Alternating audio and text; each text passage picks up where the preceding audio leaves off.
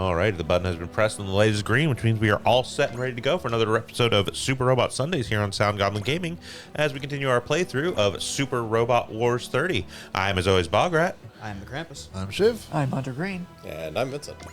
And we're going to finish up the last, real point where we're kind of locked down for this game to a certain extent. We got basically two missions here. The other recruitment mission getting us the rest of the Victory Gundam cast, and then the capstone for the first chapter, and then we get some actual leeway to do stuff. Hello, Haro.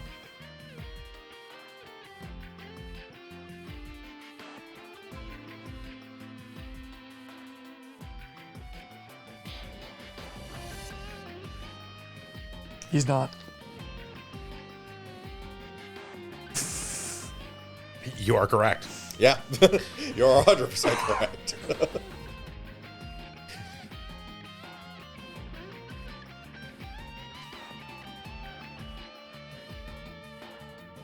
Thing is, Edge is like 4 different manga characters worth of content is shoved into one person. I had a design. I didn't know when to stop.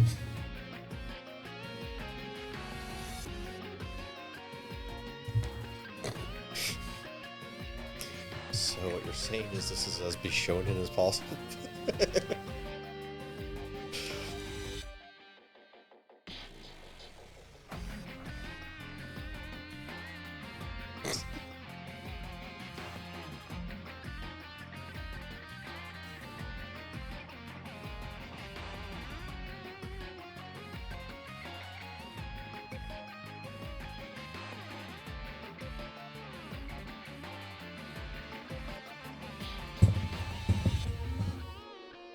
You're worried about them now?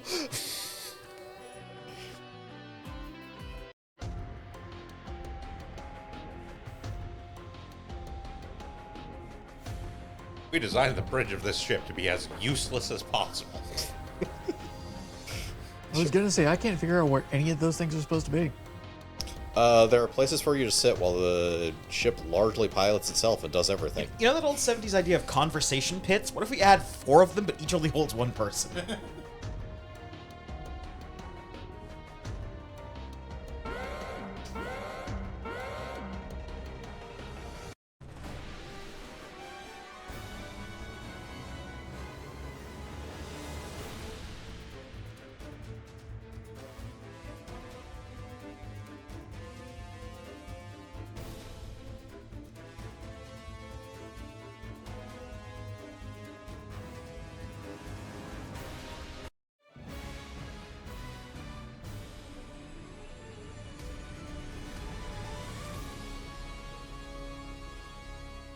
Hello? Hello? God damn it, you have the wrong number. Please again. take me off your list. Can anyone hear me? Voice is kind of muffled by this jock strap. Oh, God.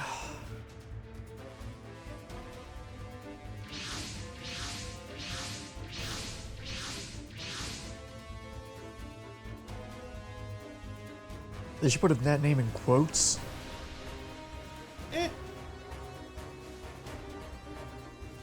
He is Jin Gehenna just as much as literally anyone else is Jin Gehenna. I know.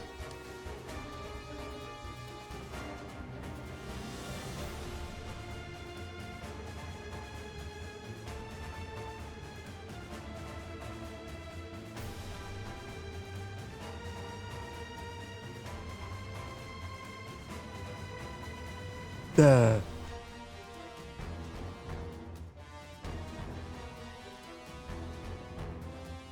Off into space they go. well, they're in space. Oh, yeah, yeah. That would be what this point is. Uh-huh. Yep. Make sure to get Flanders in his a normal suit as well.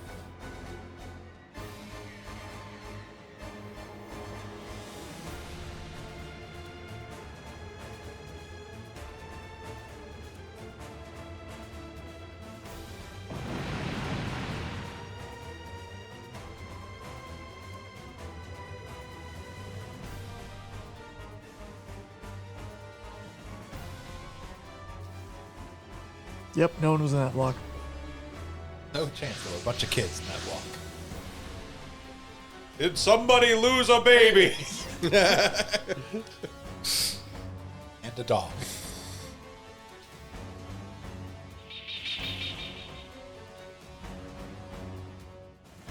I'm hearing the new type sound effect. We'd like to talk to you about your car's extended warranty. 12? I don't have a car.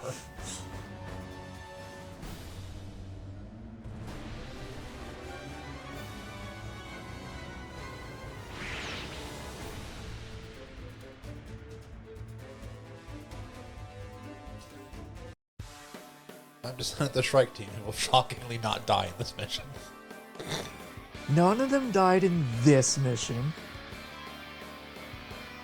Sorry, W game, they're never gonna kill if any members of the Shrike team. I would like to say that playing the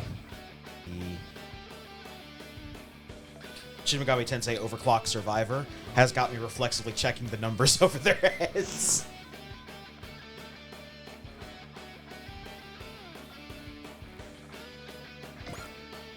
Surprisingly, they're all negatives. They should have been dead. Counter's broken.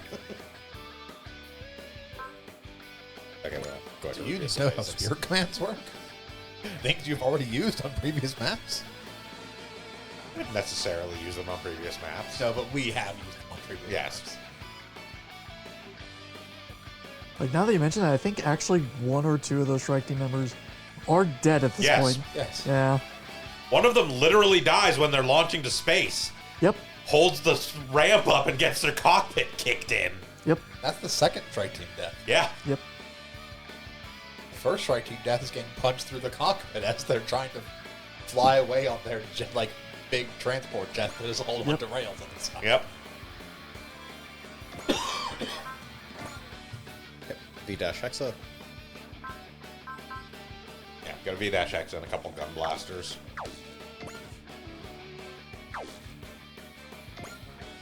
Let me see. I don't remember these things. Yep.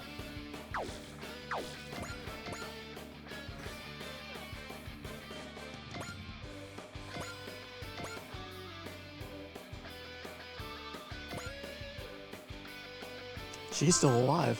Yep. I've got 5 episodes left. I don't expect her to be alive at the end of those 5 episodes.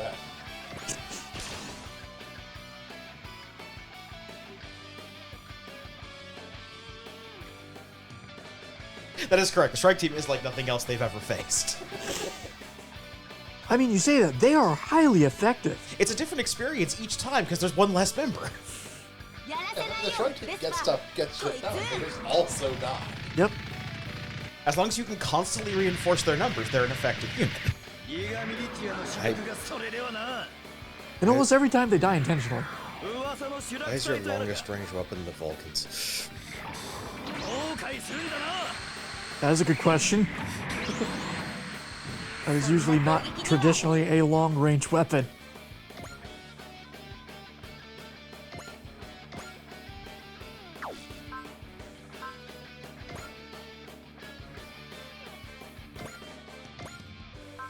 Heck, depending on the Gundam series you're watching, they're specifically referred to as anti-personnel. Yeah, 3 of the Shrike team members would be dead by this point because Helen, Mahalia, and Kate all died prior to them leaving Earth. Shit, I'm trying to remember how the third one died. Helen was the one that got hit directly in the cockpit of the Gun Easy. Mahalia, the cockpit gets damaged and then blows up. And then Kate is the one that actually holds up the launch ramp.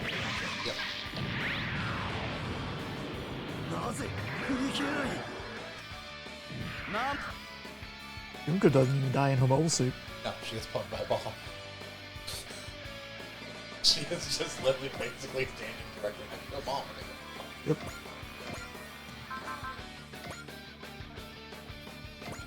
Yeah, I haven't seen this shoot the suit effectively. Let's see. But Marbet is specifically not a member of Strike Team, so she survives.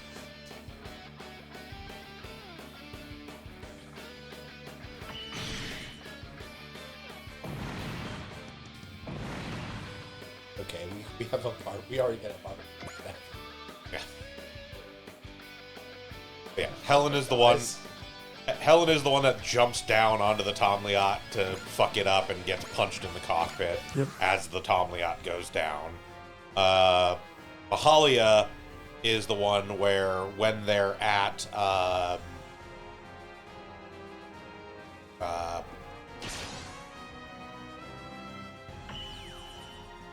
Gibraltar, basically goes hardcore because she wants to avenge Helen's death, does the whole like war paint thing, Right. and gets her cockpit crushed, and she manages to take out the Tomliot that crushed her, but then her cockpit explodes, and then Kate becomes a support beam Yes. for the... Gets beam saber directly through the cockpit, holding up the support beam. Yeah. Magnetic Right. rail launch system. Yep. The mass driver. Which is, like... The other two were not pleasant deaths. Kate's is the first truly horrifying Strike Team death, where it's just like... Oh. Case is also like, I'm just gonna have to stand here and take this, because if this ramp goes down, they're screwed. Yep. Yeah, that's right, then the combo attack. Strike missile. No. Requires morale. It requires morale. It's not a combo attack, in spite of what it sounds like. Yeah, it is doable by every individual member of Strike Team. It does not actually require, like, work as a combo attack normally does. Yeah, it is just its own individual attack.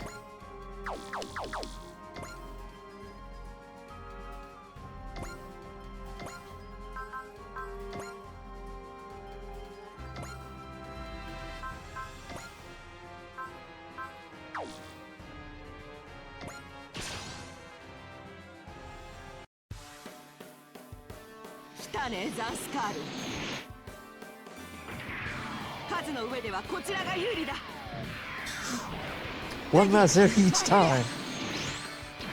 Mahalia is dead!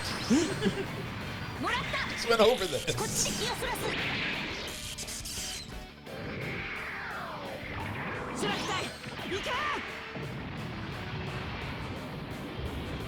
Not in this timeline.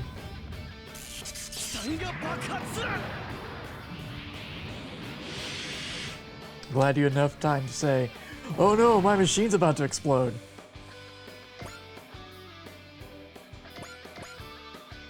Sometimes you got some time to speak before a machine explodes. Something goes weird. Machine goes flying off in the distance. You got some time to talk to your, young trainee before he just fucking explode. Or, sometimes your machine is damaged heavily and inoperable, so you decide to hop out of the cockpit. Haven't gotten there yet. Looking forward to it. It is simultaneously, I think, the funniest and most stark death in all of Gundam. Well, fuck. No, Marbit, you did not land that shot.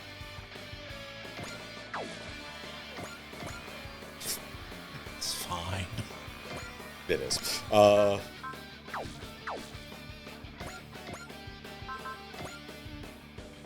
The thing that makes Chronicle Asher's death even funnier is that it happens immediately before the cut to the interstitial. Uh-huh.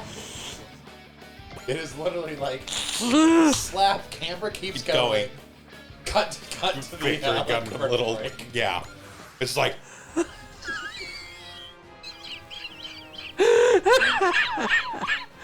Oh, that's amazing. No, legit, it's... Like, again, it's... Like, when you... The first time you encounter it, you're just like... What the fuck? But, after you have time to process it, you're like, that is the funniest shit they have ever done. Oh, that's amazing.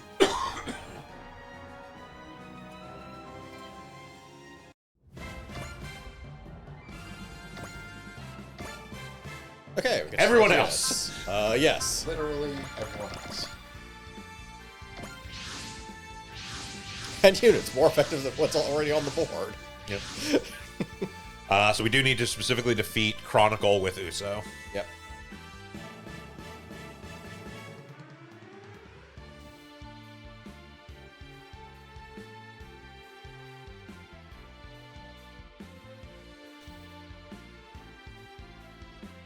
Even the ghosts.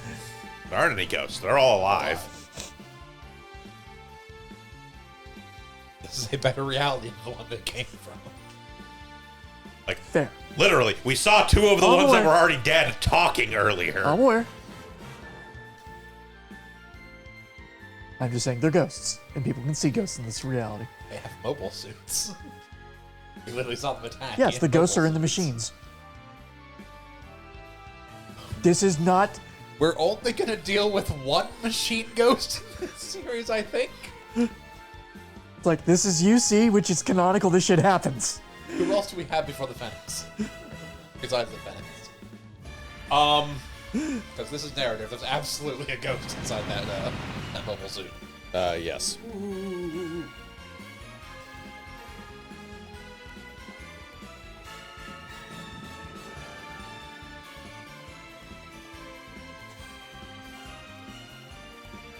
Okay, we need to qualify the term ghost. I love this. I will remind you, Code Geass is involved in this game. God damn it. They're all tangibly physical, so probably not.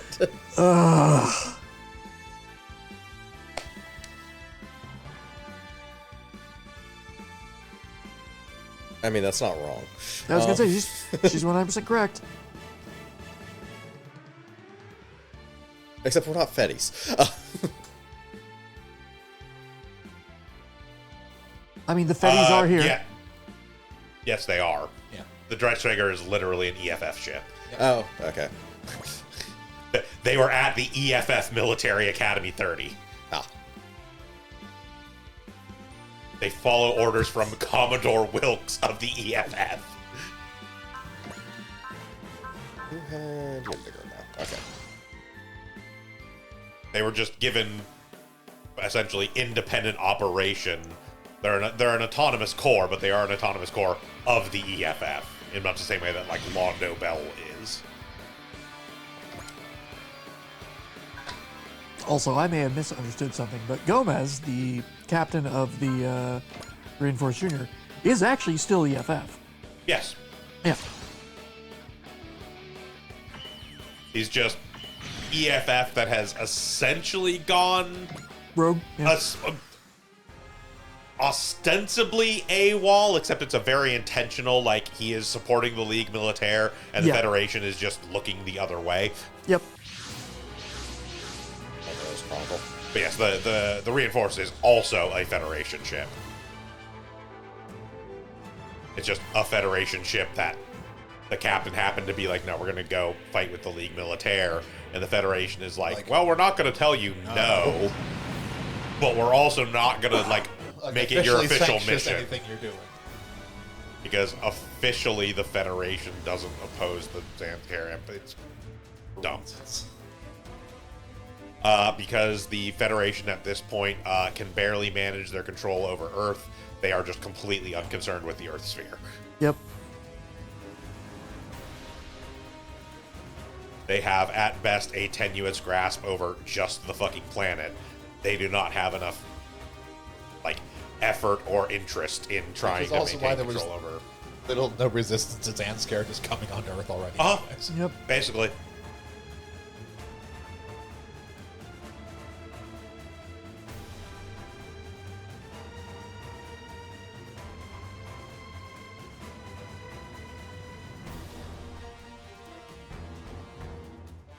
Oh, right. I somehow forgot that Heavy Metal Elgheim is in this one as well, which means we're going to get Yes. some great character names. Yes, we are. Like Daba My Road and Lawless Fa. Gaha Lassie. The 80s, you say. Wasan Olabi. Just throwing syllables at the wall and seeing what the magnets form. Let's say, isn't there Geometro and That's right. That's right here. Yes, the later rare stuff that doesn't always make it into these games? yes. We do have Eagle Vision, Geometro, the NSX, the GTO, Amazing. Great teacher Onizuka.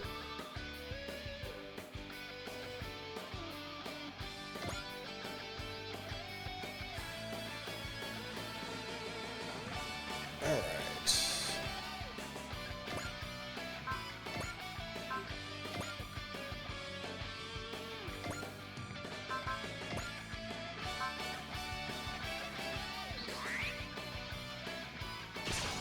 Worried about that 1% miss chance. Yes. Although, of course, no name in this game is as great as the name of one of the Banpresto original characters that is in this game. Rotzel Freinschmecker.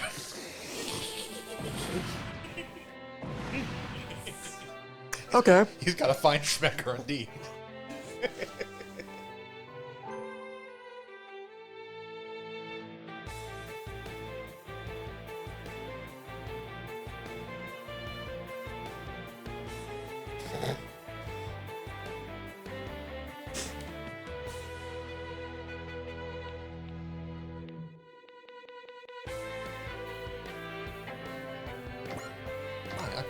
I have a thing for kids. Everyone in the Shrike team. Ugh. Victory's a weird series. What's great, by the way, is Rotzel Freinschmecker is a name he chose. Of course. His name is Elson Brandstein. That's amazing.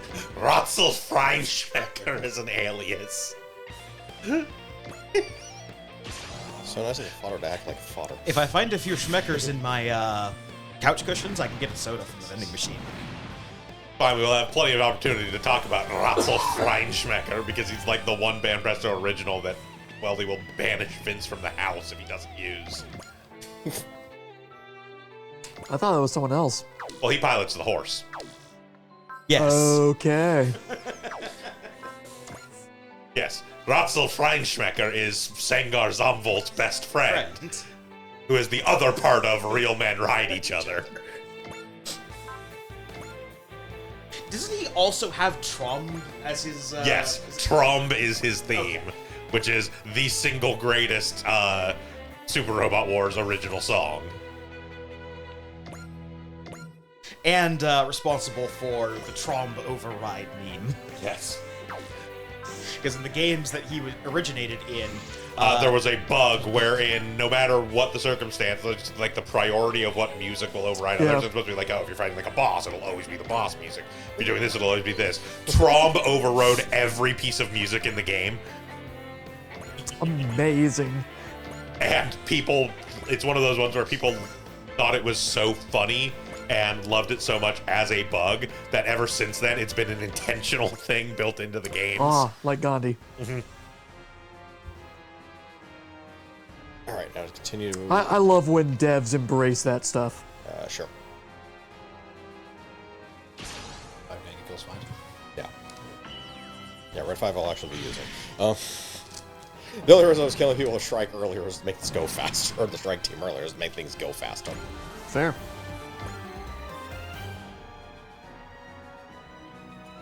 Otherwise, these three are the only ones authorized to. Those four, sorry, are the only ones Those authorized to authorized kill things. people. Yeah.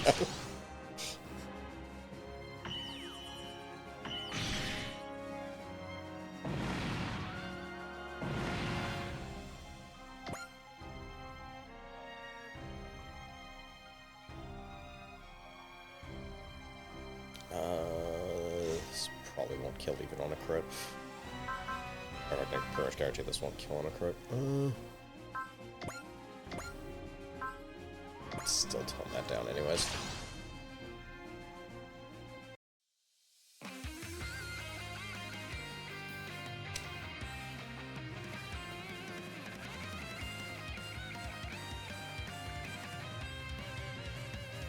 Why do I keep getting bested by civilians? At least this one's not a literal child, so... No, he's actually in his 20s. I think. Edge? Yeah. I believe so. I can look it up. I'm pretty sure.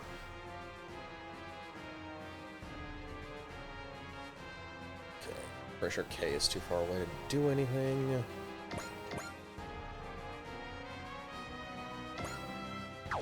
He is 25. Yeah.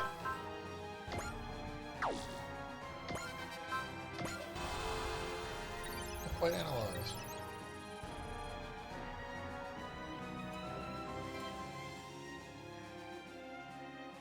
Type. Look. Okay. Yeah, actually, both pro tags are in their 20s because Az is 20.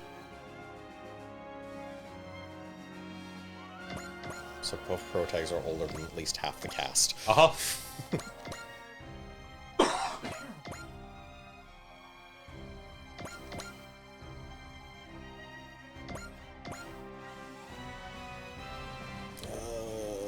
Where are you? Over here.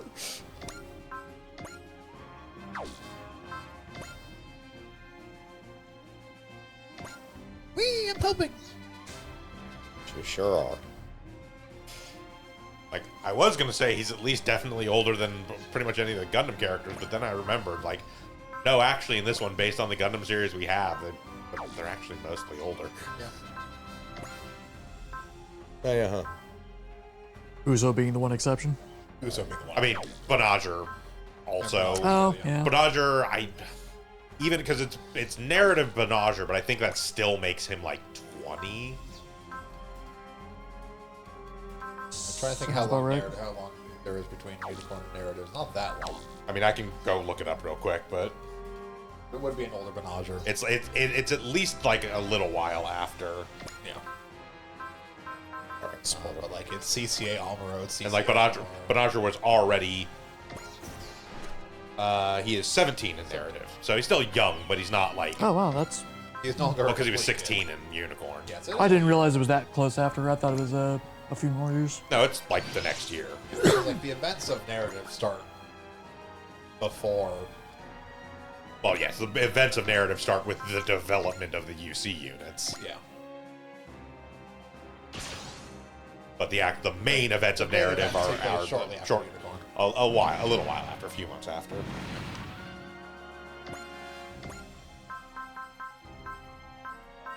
Well, is our objective just to... It's if you don't let me, so I don't care what order I do this in. Okay. Yeah, it is literally like the very first line of the like synopsis for narrative is UC 0097 1 year after the opening of Laplace's box. Ah, So it is a year later.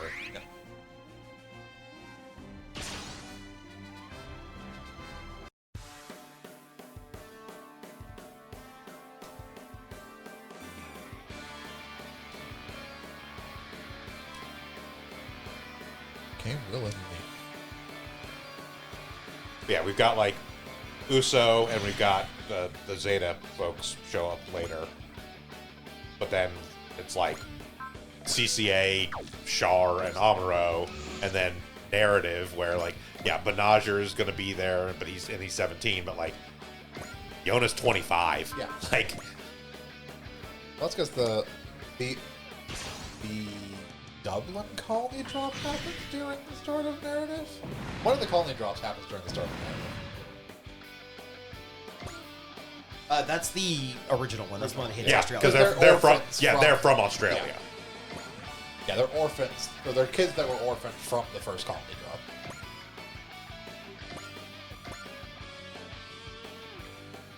Yes, the ones I showed them. Well- I don't care about. Okay. They were orphans from the 1 Year War. Their foster care was in Australia, and then Operation British happened. And like specifically, Rita foresaw Operation British and like warned the town, Yeah. so they were able to actually evacuate and survive. And that's when they became dubbed as like the Miracle Children. Yeah. Then used for new type experimentation. Yeah, you know. as happens.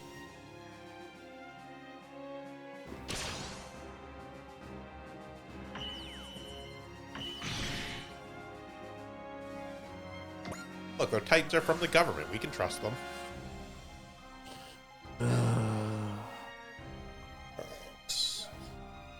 First and foremost,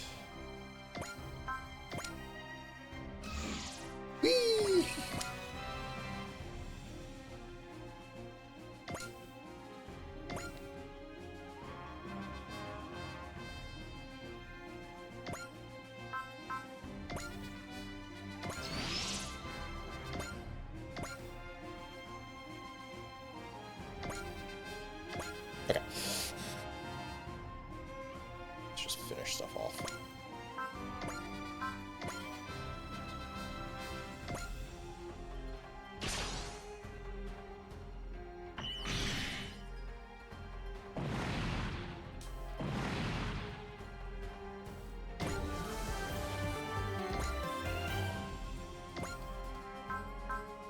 How many kills do? Oh god.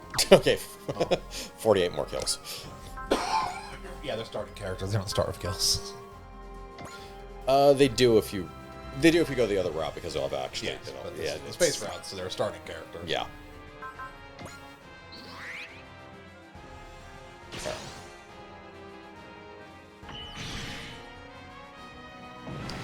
Ravel's portrait actually has the jock stripes. I like the smell.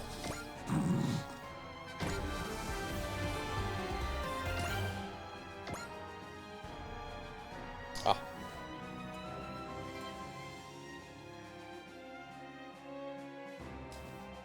Iconical.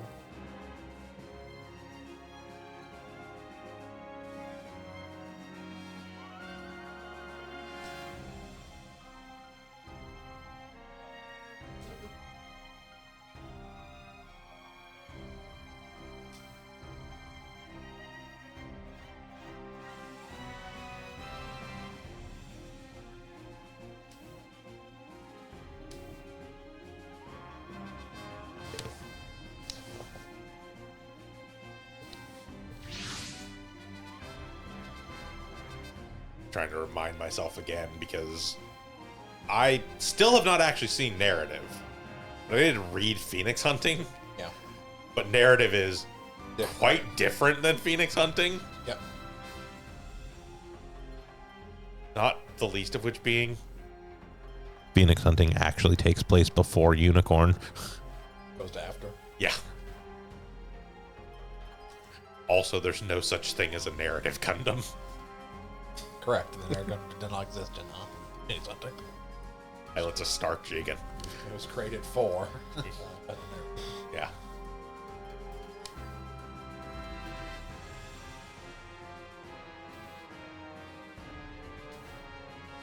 It's effectively the split, like, manga, novel continuity compared to anime continuity, where they.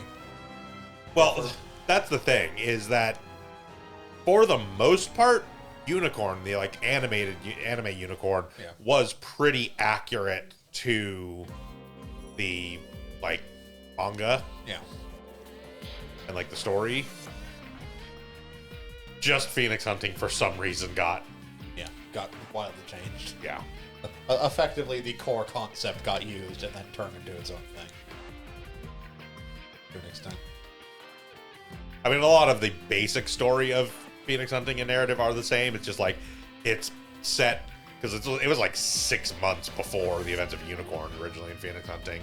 So it was like almost like a year and a half later, they created an entirely new Gundam for it.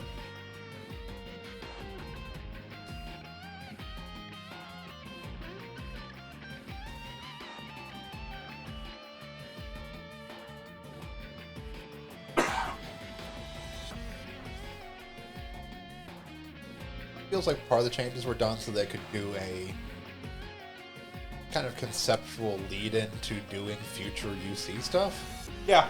It'd be like UC2 teasing they did years ago that I've not really done anything with yet. Because it also establishes, like, since it takes place after Unicorn, it establishes that the Unicorn Gundam's still around. The Unicorn and the Norn are just in storage. They're not destroyed, they're not gone. Yeah. All right, both So of it's you a in kind the of closet. continuation of UC post Unicorn, but then they never really went anywhere else with it as of yet. Theoretically, UC2 is still in development, but Just, yeah. Gundam production schedules have gotten all kinds of funky and weird anyways.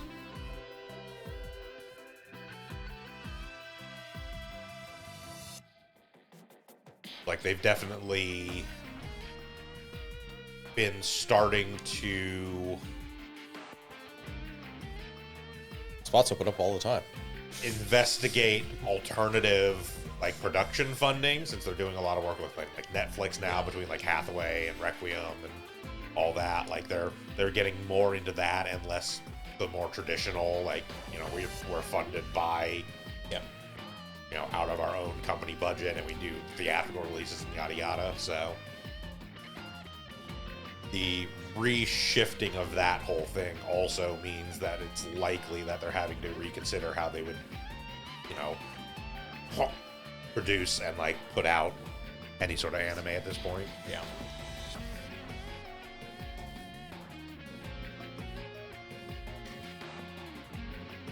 Is Hathaway 2 supposed to release? Next, I think it's next year.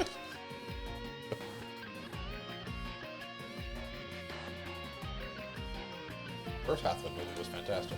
Yes. Yep.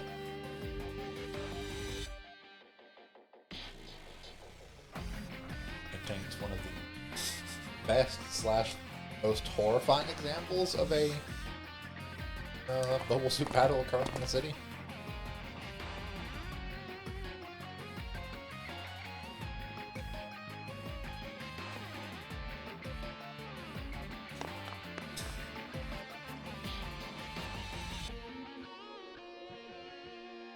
Yeah, the last real update we have is from a Gundam conference that took place back in the summer, at which point it was just, we are working on a sequel to Hathaway, please wait a little longer. It'll come out when it comes out. Yeah. The Gopher Sector. As far as we know, it is still being called Hathaway, Son of Bright, but that's also a working title, so it could release as fucking whatever. Yeah.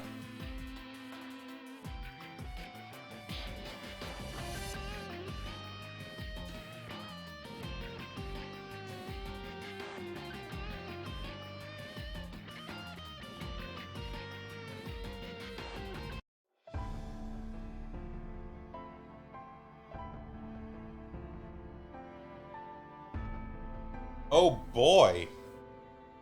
We got the trailer for Seed Freedom Zero a couple days ago. Right, that's a thing that exists.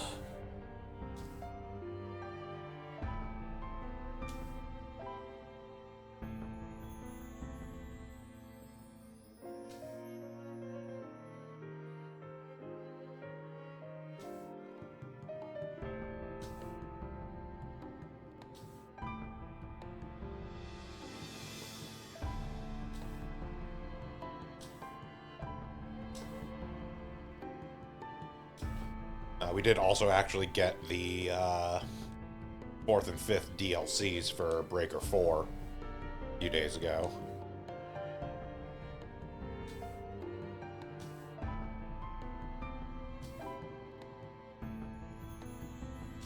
Which added some new missions, and then added Gundam Maxter, the narrative Sinanju Stein, Wukong Impulse Gundam, Eclipse Gundam, the Death Scythe, the Reborns Gundam, the F-90 with the S-type equipment, the F-92, the Sandrock, the Spiegel, and the Gunsaber Z.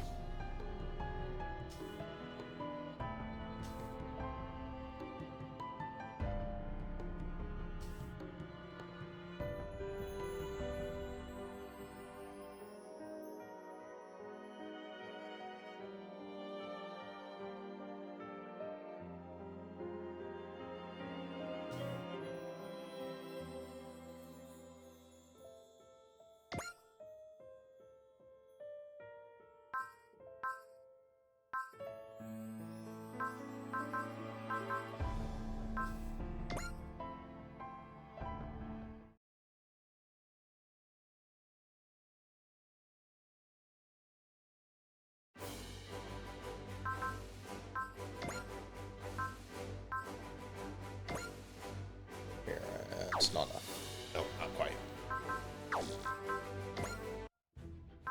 Do we have... Yep, there we go. Used enough supporter commands to Who's the trigger this one.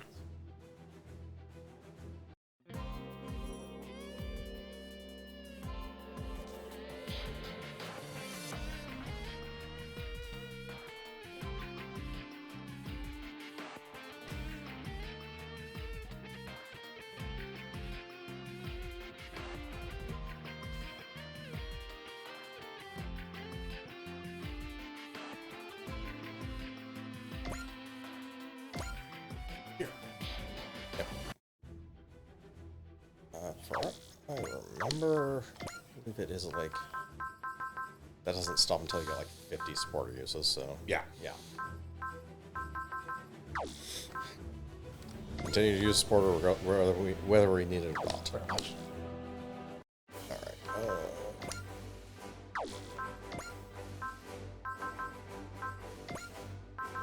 Okay, we got those two.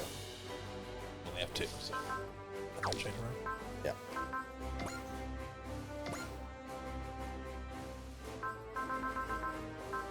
Let's see. From this battle, we got nothing of use. Yeah, we will. Do not know. Okay. No, we spent pretty much everything we had already. Around 100k to upgrade to 5. All right. So next battle. Yeah, we will have the ability to get more supporters fairly shortly because we have optional missions once we get into Chapter 2 that get us started on the narrative stuff, and narrative gives us 2 supporters. The Gopher sector. Yep.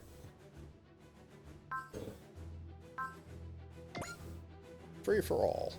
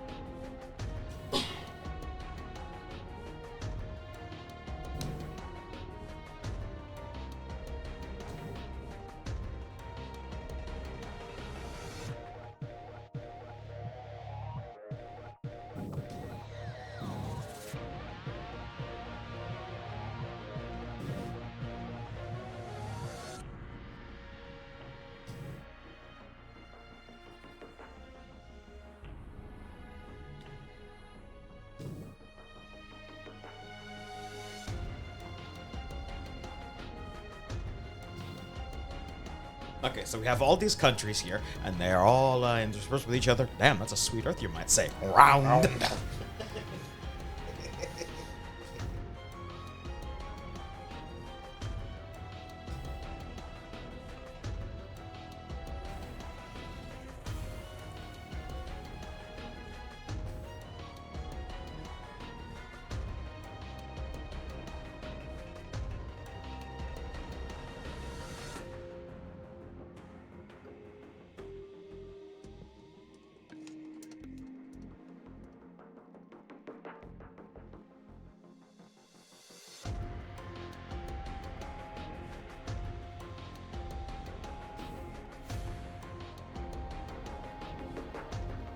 We don't talk about Mars, Zeon. They're silly.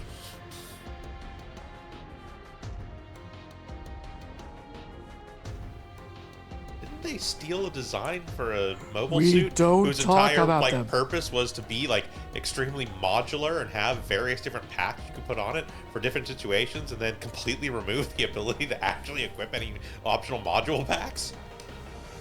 That's why we don't talk about Mars Xeon. I have a question about Rezeon. Throw that man in the brig. No black rabbits on this ship. I don't know. I just think that making a bunch of clones of Benev would be a great idea.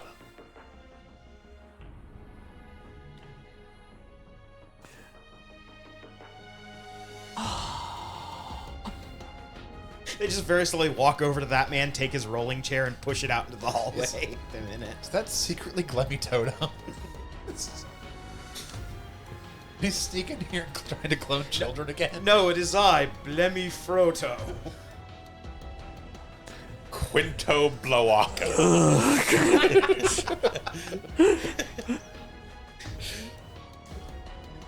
I was not prepared for it.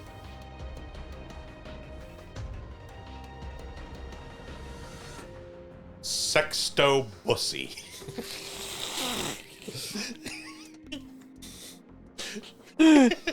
God I would love a gun. damn it. Sexto pussy. You had to go make a Gundam character.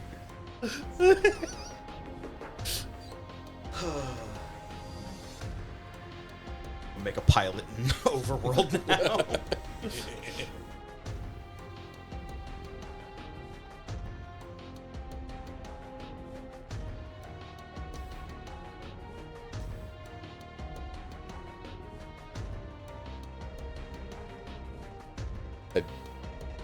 On That's paper, what they say on somewhere, maybe?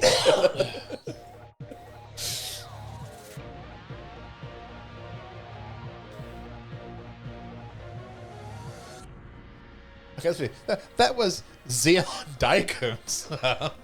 It is technically the driving principle of the Republic of Xeon. I mean, yeah, so on paper. It's not the driving principle of the zombies. Yeah, it's like, unfortunately, the zombie family. But like was again, it is one of those ones yeah. where I'm sure there are. I would say it is highly likely that the vast majority of people actually involved with like the Xeon military and Xeon forces do genuinely support it because they believe in Space Noid autonomy. The zombies do not believe in The space zombies do autonomy. not. Well, I'm sure Well- they do on some level, but they believe in Space Noid autonomy in the sense of we get to rule the space noids, Yeah. not Earth. They're autonomous from Earth, but not from the zombies. Us.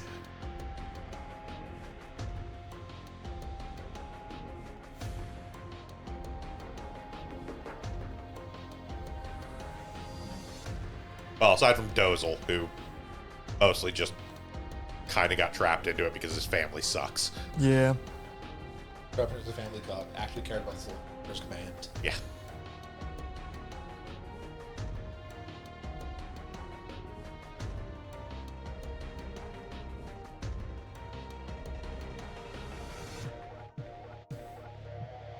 Survived a fucking car bomb. Well, to be fair, he's a brick shit house man.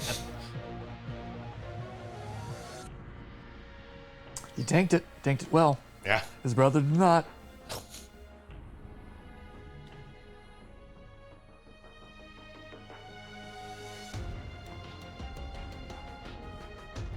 They made the big Zam for him because he couldn't fit in the cockpit of a smaller mobile suit.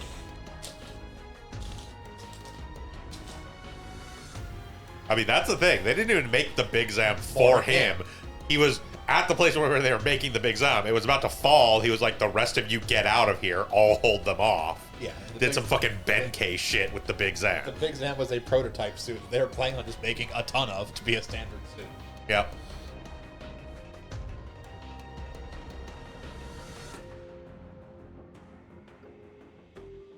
He got hit with a jet. Like, legit. He was never going out in the Big Zam with the intention of, like, oh, I'm going to go win this battle. It really was just a, like, I'm going to hold them off as long as I enough can. to get my family and my people out of here. Please leave.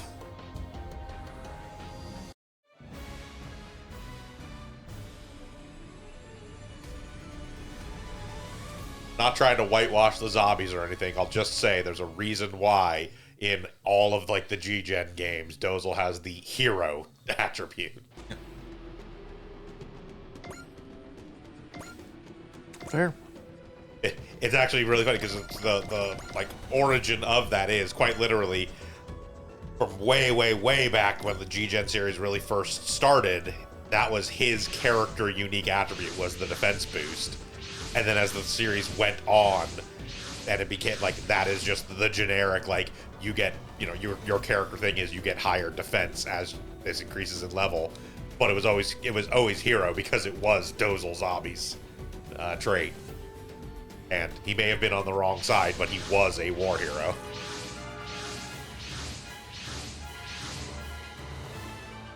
So we specifically need to defeat Lupe with Uso on this one. Okay. We also have a guest. Could anyone guess what the guest is for this one? Is it her tit that he's gonna bite? No. It's an arms factory.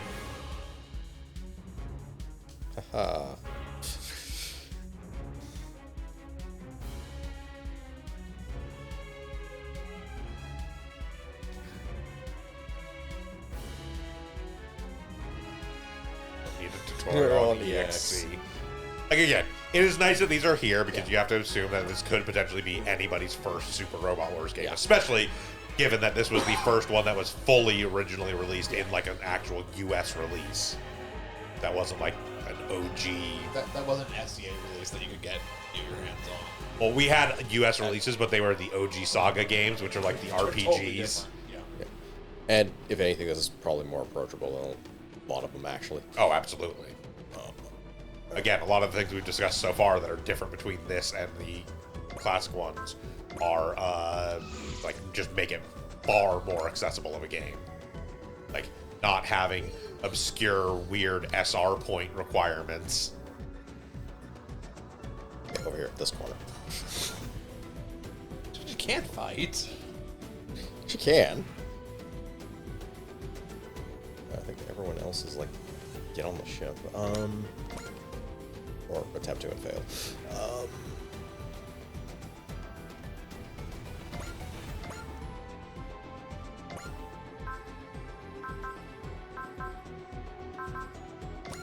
Where are the other one, right?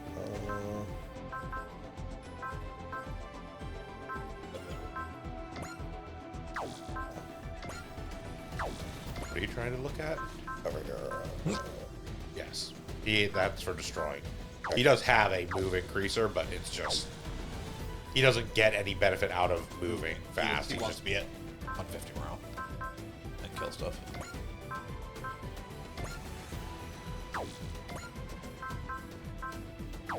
Those. I know I can do that one on someone. Uso? yeah, I'm pretty sure it's on Uso. Another one.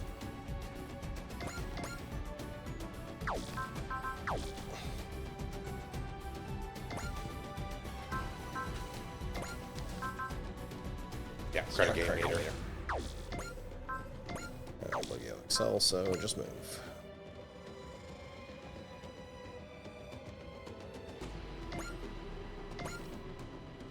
Fine, I think we only get like 100 plus kills of him. And everyone else on the ship. Or not, depending.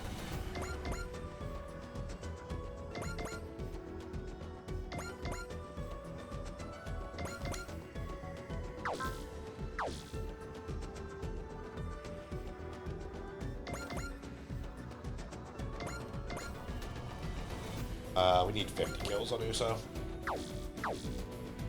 Okay. I will be using him for a while anyways, because... Honestly, we'll probably be using him for most of the game because just about when the B-Dash starts waning off is when we get the V2 anyways. Yeah, it's when the V2 starts waning off. That's not until the very tail end of the game. Yeah. So the boss gets the assault buster upgrade or something. Yes. Yeah, it has the like option parts thing where it can. Regular or assault buster. Yeah.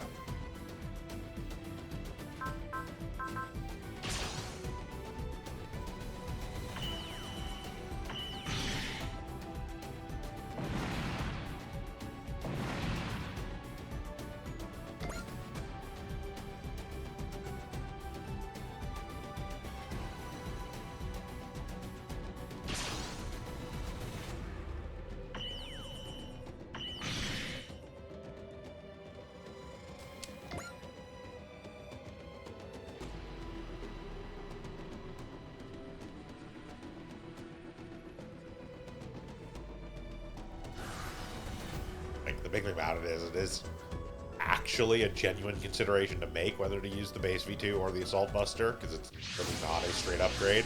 It actually makes it slower. Make it slower because of the giant fuck off cannon, so it's a trade. It gives it 2 attacks that aren't really particularly great anyways. Okay.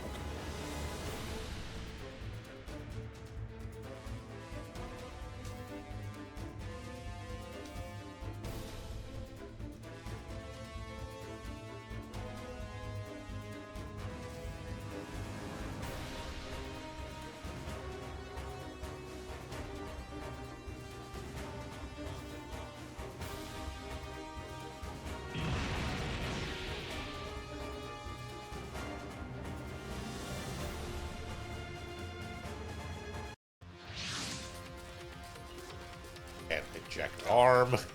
Replace arm.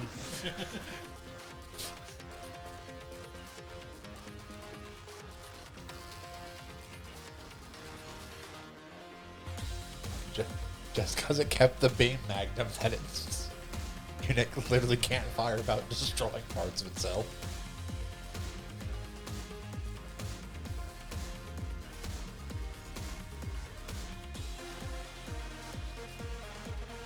Nobody has ever regretted striking Homeo Pipneden.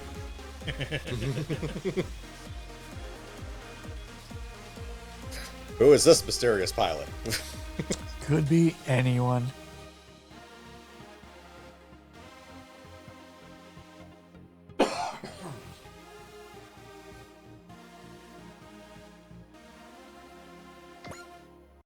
That's question mark, question mark, question. Yep. Exactly.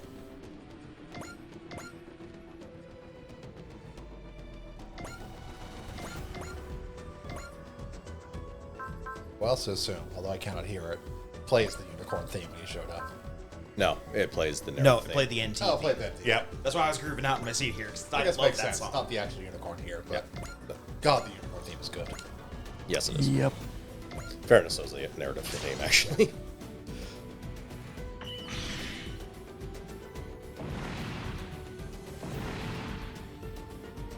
I guess playing the unicorn theme would give away who it was, more so than playing the narrative theme. But Yes. Also, I don't think the actual The unicorn's not in this. yeah, the unicorn itself isn't in this, so the unicorn theme.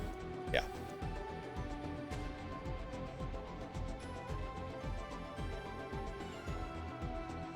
Yeah, like, he actually just has the silver bullet suppressor. He never actually gets a different suit.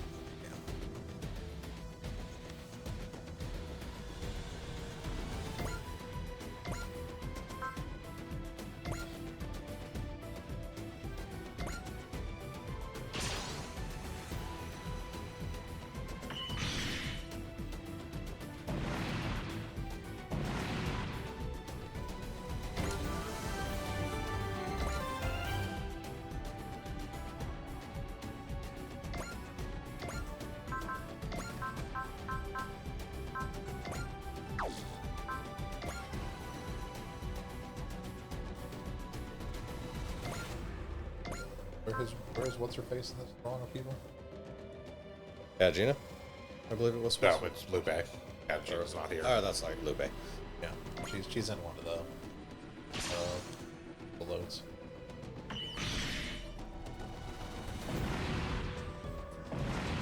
would guess it'd be the one in the back. If she's in those elements.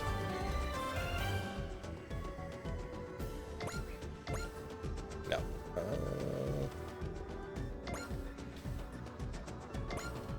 There Right she there. is. All right.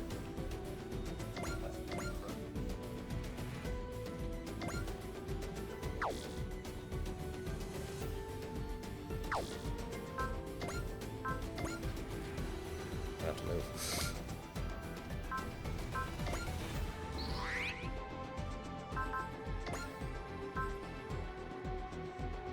Haven't generated up yet.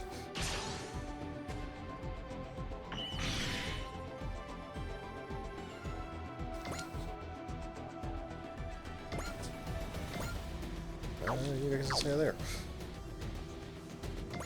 Remember to trigger supporters, even if we don't need them. Yeah.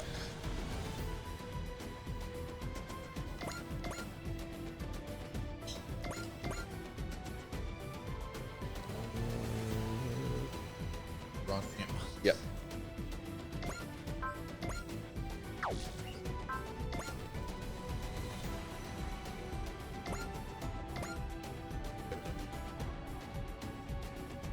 And Menager can. Oh, right, you're over here.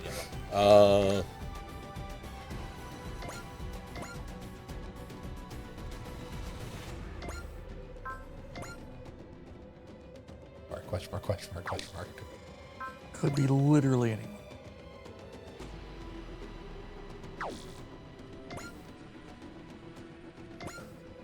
No, Don Knotts knew how to pilot a Gundam.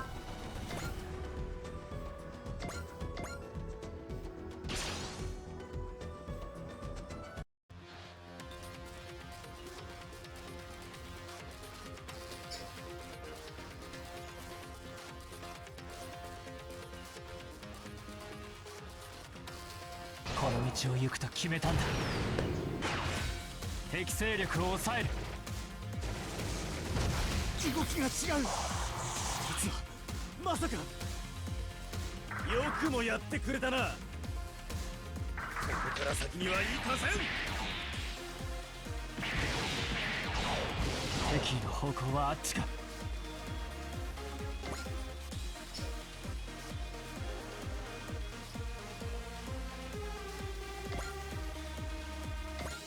Let's see what they'll show. Okay.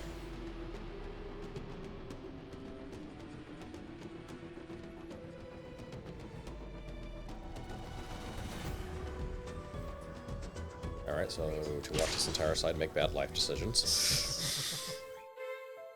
No. I don't think we can hit either person over there, so no matter which one we go after.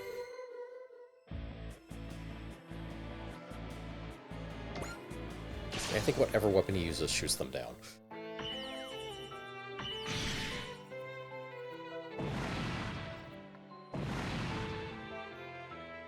It's nice that at least our early trash has like 5,000 health and not 8,000 or 9,000 health like some of the other SRW games. Yep. You do just have like right off the jump one shots of good. Yeah, it's most of the actual like non-original enemy forces are like that with their grunt units. It is specifically the original ones, the little weird, The weird head on legs bullshit dudes. Yeah. That are actually a little bit more resilient. got bubble suit torsos with arms for legs. Or Yeah. legs for arms.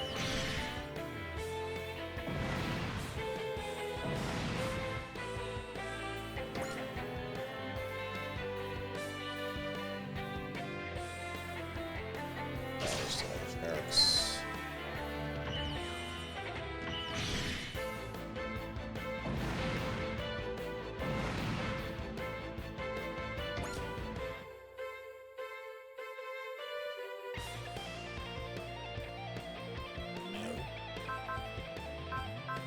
Action.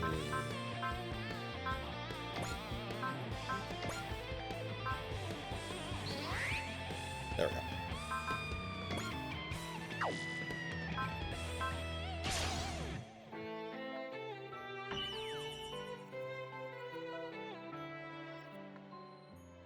Ah, excellent.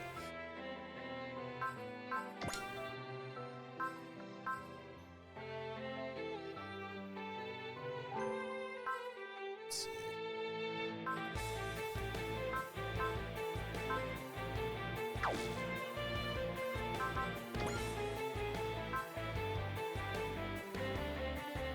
It's 60% right now, so if I do that, you are still currently useless. You still have spirits that are more expensive than you. We have not used our supporter. Nope. Okay, so we'll use focus.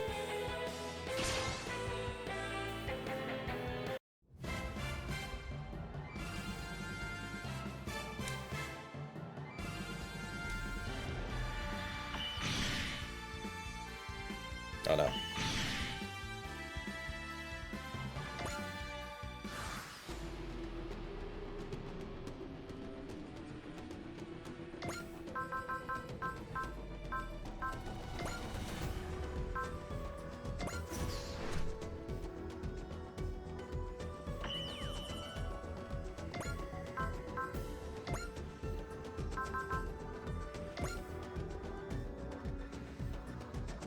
We'll beating him now. No.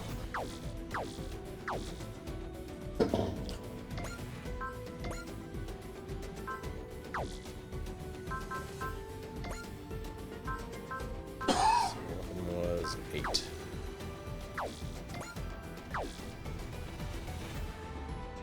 Yeah, morale. So your other weapon is 6. 1, 2. Okay.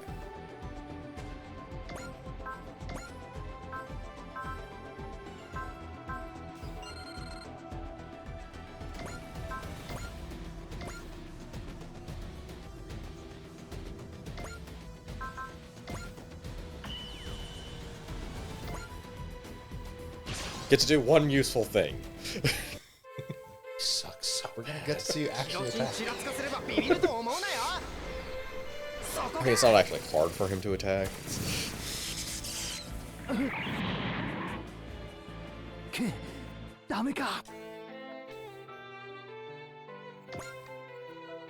Also actually does come with hit and run, so there's at least that.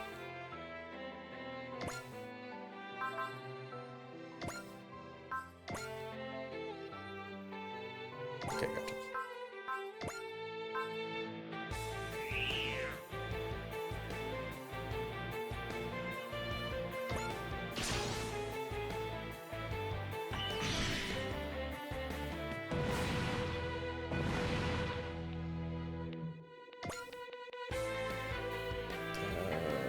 There. Okay, from level 2 to 6. 33! We can use one of our 2 spirits now!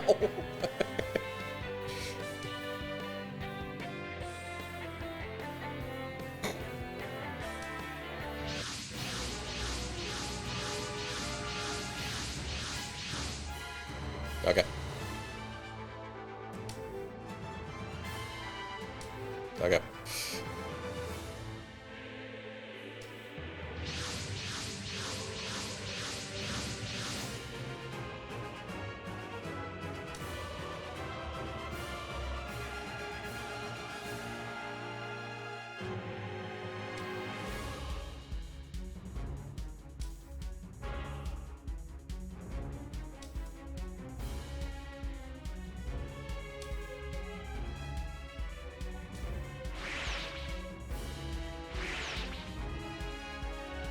Damn it.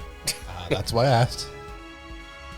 Oh no, we missed out on one of the Katagina Like 14, points. yeah. That there We are have- like 12 of, and we need 4. Yeah. Yeah, it's just worth. It's typically worth doing these secondary objectives before you go about doing main objective type things, though. So. Yeah. That's a problem. There was no indication that defeating him was a main objective. It wasn't a main objective or a secondary objective. It wasn't an objective.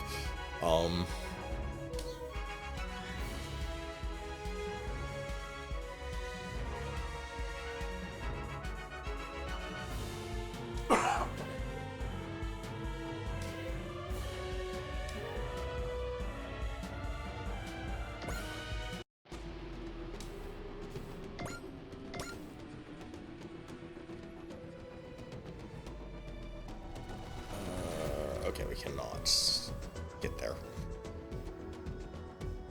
I think we have 5 extra spaces of movement at most.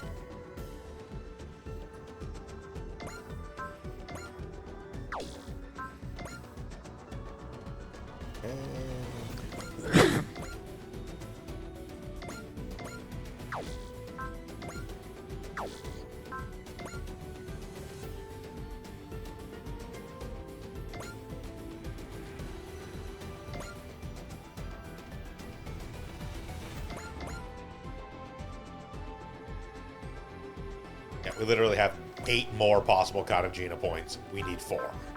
Yeah, that's why I'm not too worried about it.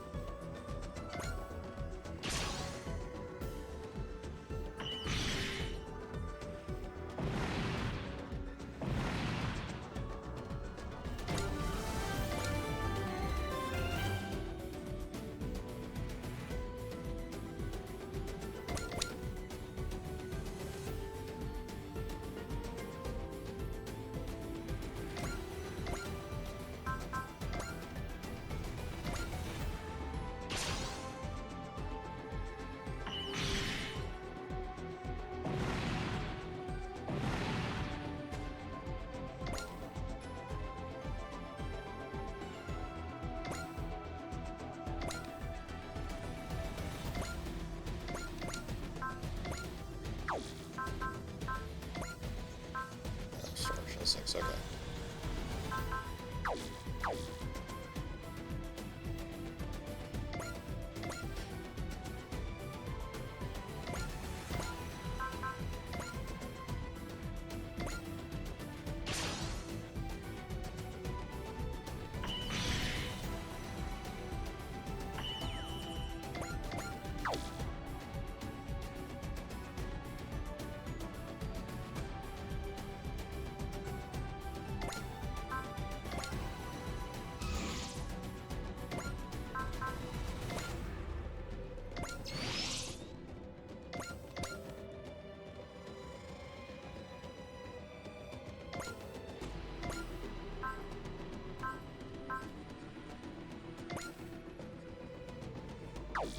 Bash after the tail cannon. Okay.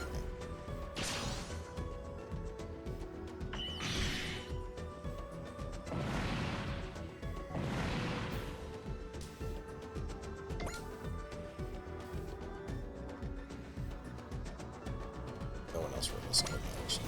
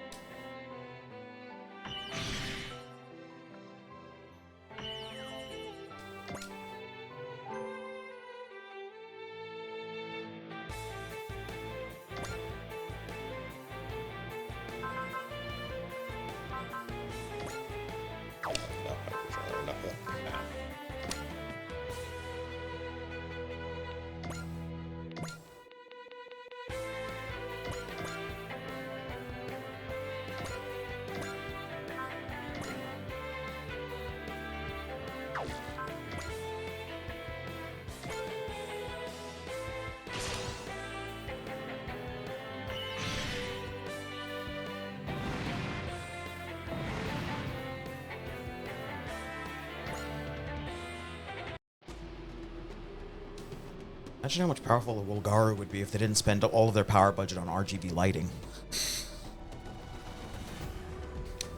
Hey, you have to look fancy when you're invading Earth. Also, they have to be able to distinguish each of their forces between each other with different color codings. Do they? Do they really? Yes. Okay. They can control it from the handy app on their phone.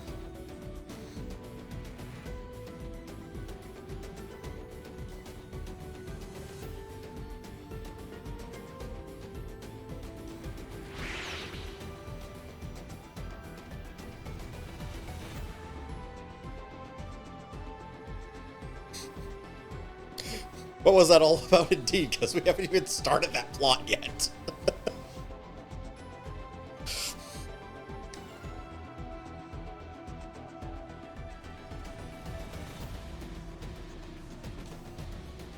I would love if the entire game he never actually got like revealed who it was. Just every time. Who was it? No idea. Could have been anyone.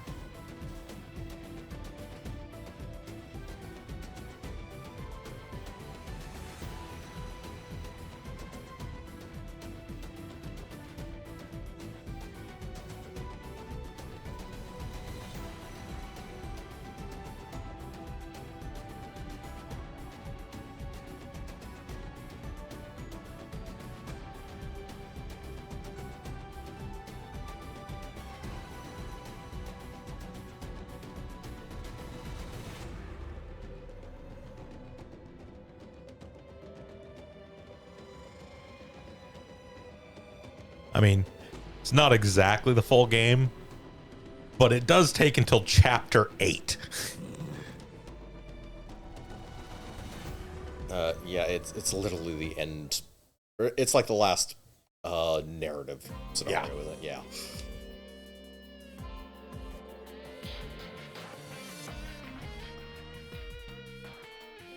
It is quite literally the same mission where you get the C-Packs, the Psycho Attack, the Phoenix. Jonah unlocks the new type skill, and finally it's revealed that it's Banagher in the Silver Bullet Suppressor, and you actually get him as a unit for your team. He shows up like one other time before that in the Silver Bullet Suppressor as a temporary ally, and is still question.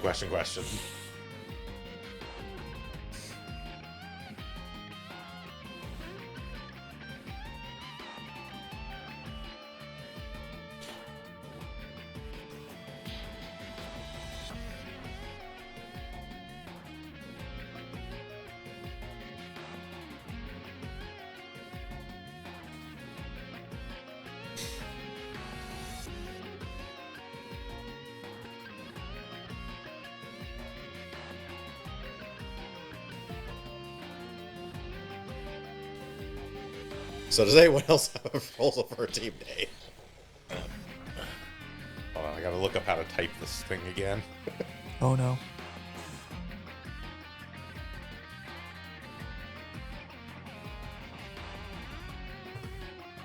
Mine was those meddling kids. That's fair. Nah, we wouldn't have gotten away with it too, but with those meddling kids and your Gundams. As we remember, the bulk of the forces we're actually deploying aren't children. This time.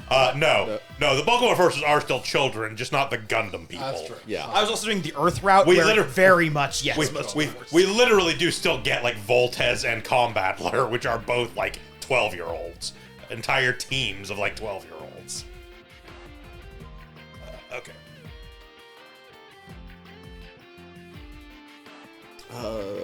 Some of them might be older, but I would have to. Okay.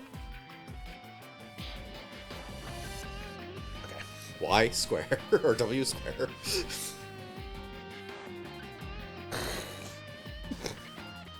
Oh no.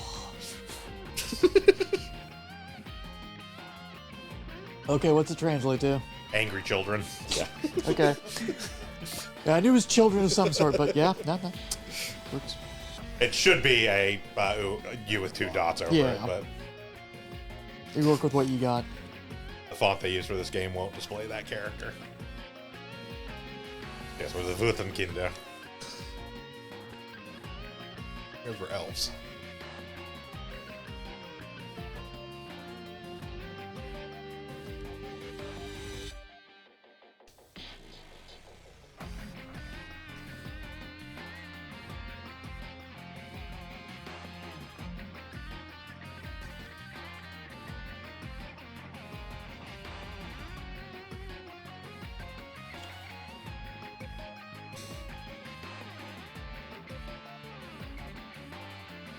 Captain, we've received a direct missive from Commodore Wilkes again.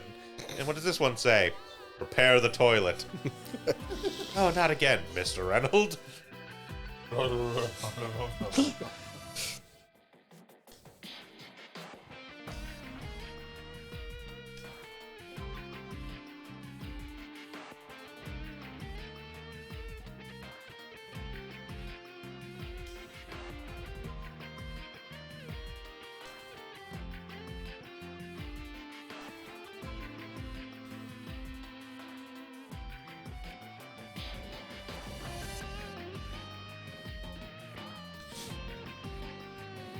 Just tell everyone else with those angry children. Right?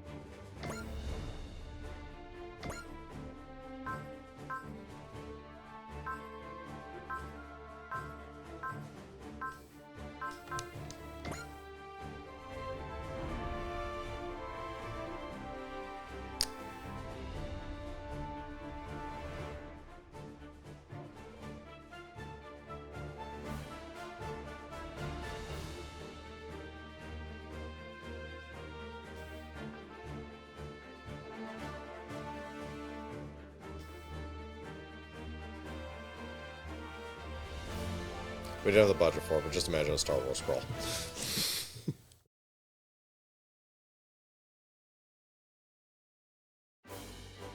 Alright, Chapter 2. Yep. We are now into Chapter 2. Which means we have unlocked a whole bunch of shit. We have Yep. a ton of stuff to do. We have missions. Yep. Yep. Story, Spirit of Steel, blah, blah, blah, blah, blah. Let's see. On board, and here's a bunch of talkie. Yep. Let me do one thing first. Do have enough now to get the final. Okay, let's upgrade.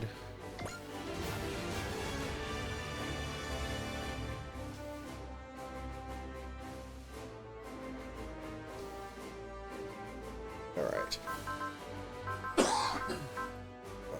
3,000 for first level, anything's going up. So we do. Oh.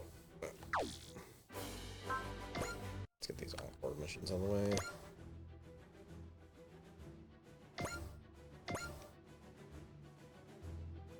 We have many choices available to us, most of which are side missions. I mean, they're almost entirely. There's literally one story mission right now. The bulk of them are DLC added missions.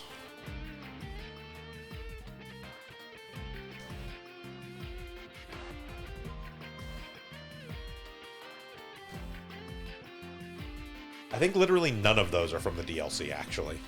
Yeah, I don't think the DLC kick in until... After the next story missions, when we actually get our first actual DLC mission. Yeah. Mind you, it's still this chapter, it's just,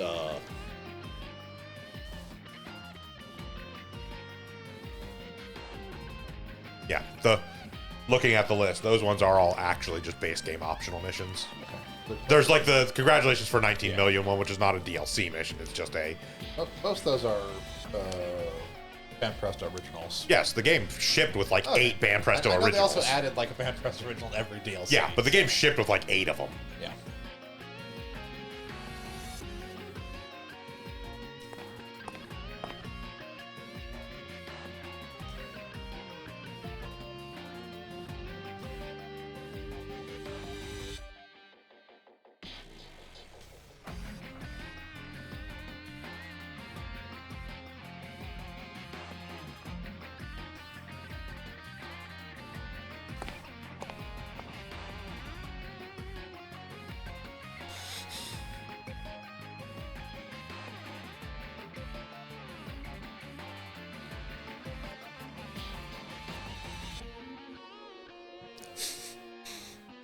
Maybe we know it's you. Could be anyone. Benager, what are you doing here? It's Menage in a wig. Unbuttoned shirt. Yeah, go back over to the actual area list if you can. Let's see.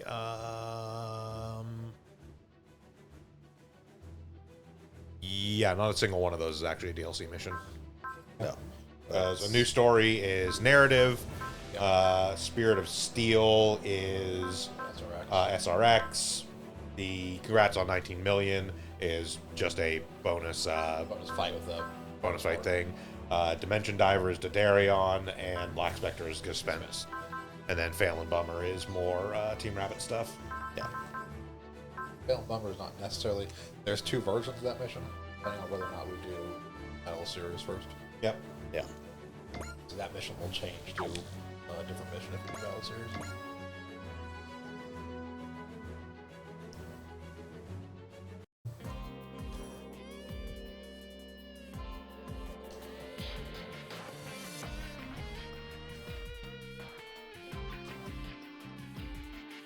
If we leave that mission sitting around for a while, because Battle Series, It's Chapter 3. yeah, a later main Yeah. center question.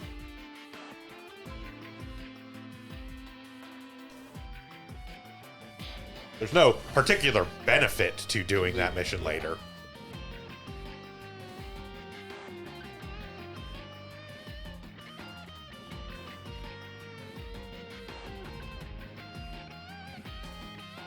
What we get out of that scenario is literally exactly the same whether we do Phelan Bummer or if we do a hero's job. But Like, it's not a mission that Yep. All right, so that. I mean, it's not something we're particularly in a rush for because like- we don't care about the rhinos. you can put it off near forever because there's so many missions before Battle Series actually procs. Yes. Well, and you can actually put it off until. Well, you can. Phelan Bummer will change after Battle of the Series, but even then, that one, you can still not do it until. As long as you do it before 5-2, Yeah. the second storyline mission in Chapter 5. If you don't do it before then it actually disappears, but. That's actually. A lot of the optional stuff locks out if you don't do it before 5-2. Yeah. Because, like, the narrative stuff also locks out at that point. Yeah. Just goes in a different way. You won't miss anything by not doing No. it. You just don't get to do those You just don't missions. get the missions. You'll still get those characters, you just get them much later than you do the mission. Yep.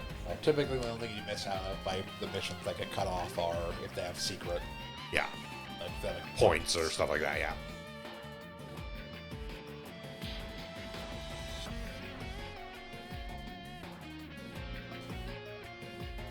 Okay. Yeah, so what this is talking about, there are actually relic missions which show up on the map. They don't actually show up in your mission list. Yes. So you do have to, like, manually move around the map to find them. And the previous one talked about the onboard missions, which we now have the first one available. Yes. Yeah. 1 unit battle. But yeah, if we move about, we're not going to do any of these on stream except Relic of. We will do Relic of Gold on stream because that's actually storyline stuff. Yeah. You'll see, like, we've got Relic of Steel. Yeah. Relic of Zinc. If only.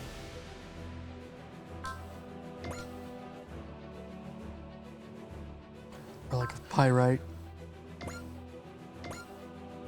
We actually have the different Yeah. sectors as well. So this is how the map works in this one. So we talked about it a little bit last time. But we can kind of go more into depth to it here.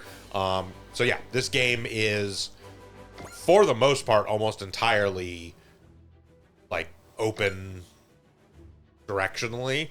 We can do basically any of the missions we have in essentially any order right now. We still can't go to actual Earth yet. That's locked until later. But we can go around any of these sectors in space. Each of these sectors in space has a bunch of different locations at it that might have these missions. We can essentially do them in any order.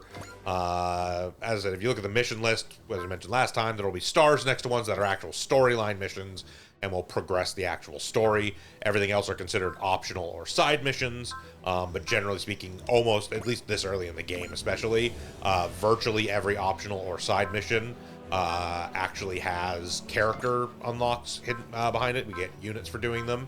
And the other thing that we will get at a certain point will start showing up is when you're going around the map like this, there will also be dispatch missions, which, unlike previous games where you have the sort of thing where you can go and you send, select these 5 units to go gather money, these 5 units to go get XP, blah blah blah.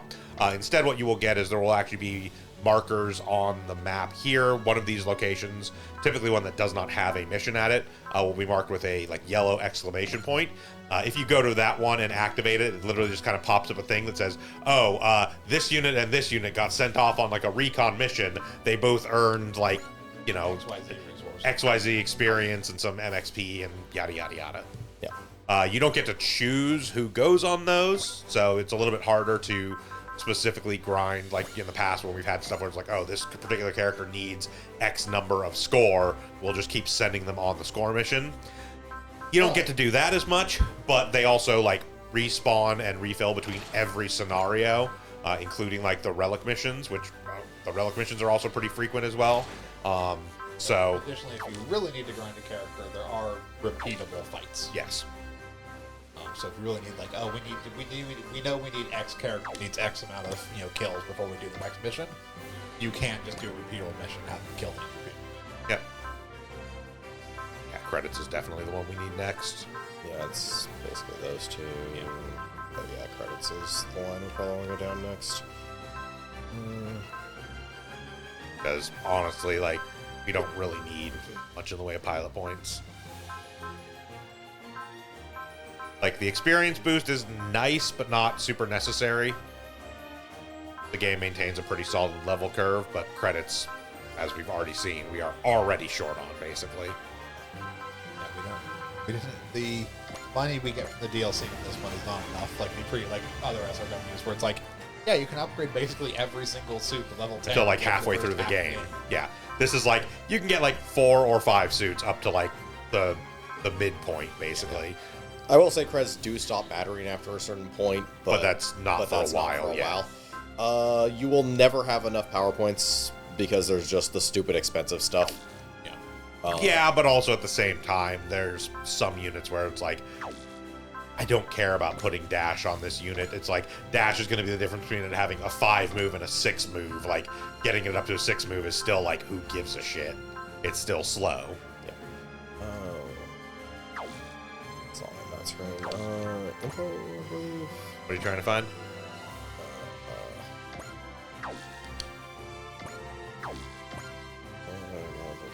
If you use your words and Some priority. I was trying to figure out what I was even trying to say, so that doesn't help. And yes, that's always going to be in the base mech list. These are the people I give a fuck about right now. Okay.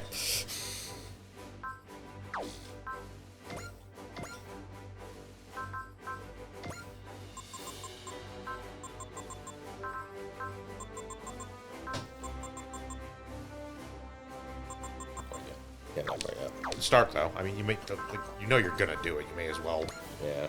upgrade what you can. 25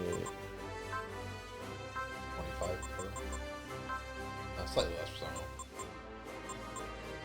Yeah, HP and energy are actually more expensive than the other ones.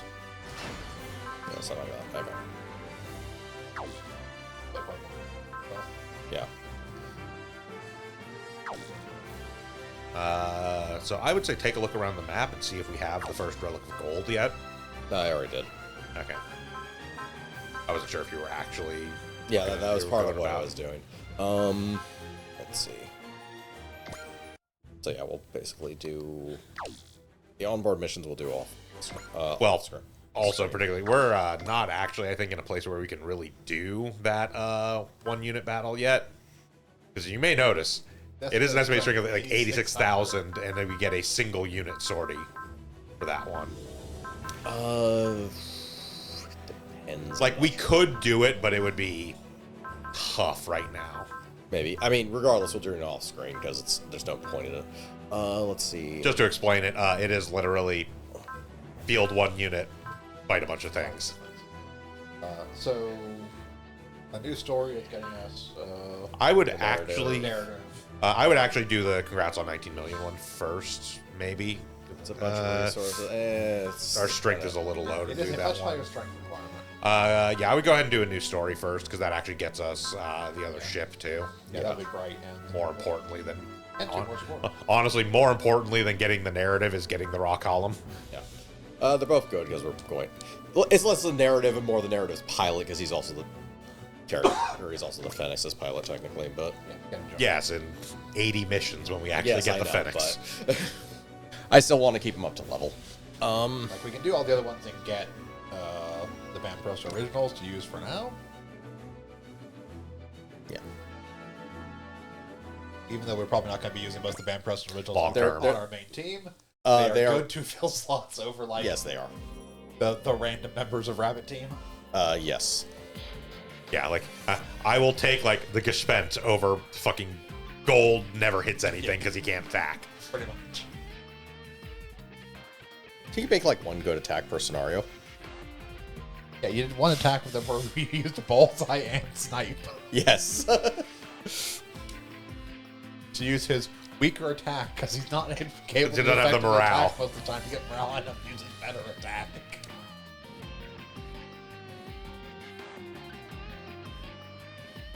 Also, let's make sure that we have Bright in the team before we go to get Yeah, because the other thing we could Oh. technically do right now, like the other like sort of order we could take things, is we could actually do the next story mission, which then actually unlocks us getting Char. yes. But it's great if you have Bright Right, before when you you go get- into yeah. the one. Yeah. We're not getting any of the protagonists who'd react to Char off any of these missions anyways, so. No.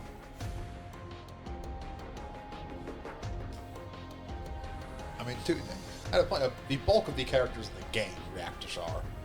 It's just there is different dialogue for recruiting Char, whether you have Bright or not when you go to do that mission. Listen, Bright basically figures out who you're going to recruit like the second you get there and is not pleased about it. And that's entirely dialogue you don't have if you haven't done this mission yet. Yeah. The other thing being also is that doing the next story mission also unlocks like another like Another 12 giant optional pile of missions, side including a bunch missions, of the DLC ones, Yep.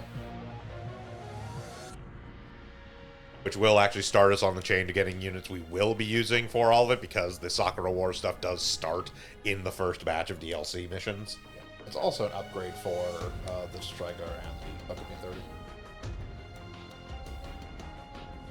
Planet Conflict is the actual key mission.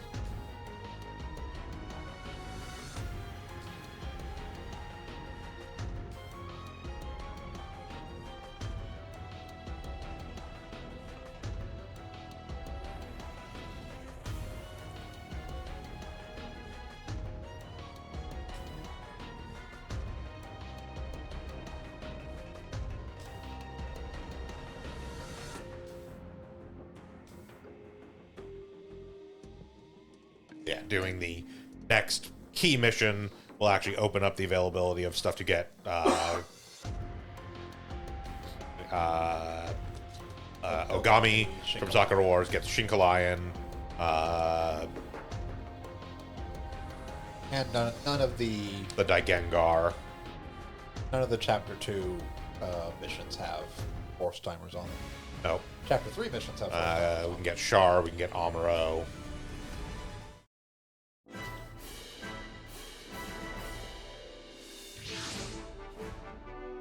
Get Camille.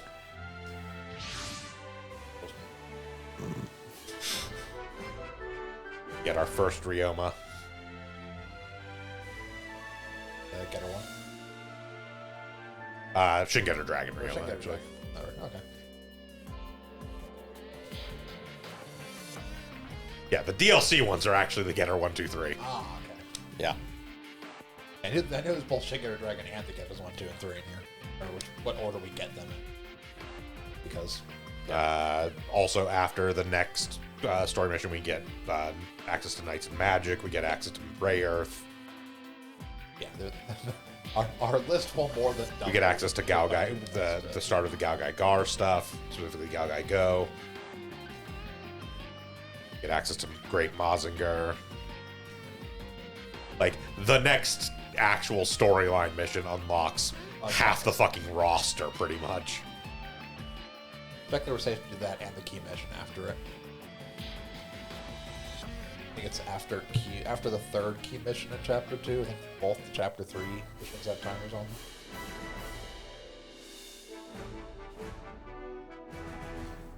But like after you do X number of area missions, they force you to do the key mission. But they're also not into the cut off other missions. Yeah. Existing ones. That's not until Chapter 5. Yeah, we don't get into the complex stuff until later. Most of this is basically, if you do all the non-key missions before the key missions, you're basically fine. Yeah. That's it. You can do key missions like and even when you get to the Chapter 3 ones where it's like you have 5 area missions, forced to do a key mission. You have 3 area missions and forced to do a key mission. Doing those key missions doesn't lock you out of anything. No. It is as soon as we get into Chapter 3. They have effective. The first Chapter 3 mission is after 5 area missions, you're forced to play it. Then the second one is you can do another 3 area missions, then you're forced to play it. The only main concern is if we go all the way to Chapter 5, which has the first actual cut off a bunch of side scenarios by doing it. Yeah.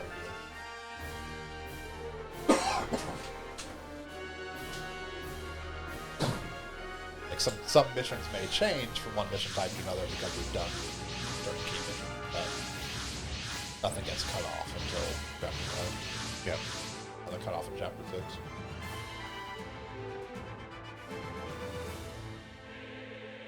And then actually the first key mission in Chapter 4 doesn't have a timer on it. Second But one's as soon as you finish Immediate there's a 1A and 1B. As soon as you finish 1A and 1B, you've got a timer on the other two. Another time one. Yeah, it's another 5 area missions for the second one, and then another. The last one is the one that is as soon as it appears, you can play it. You have to play it. Yeah. Yeah. I knew there was an immediate one in there around there.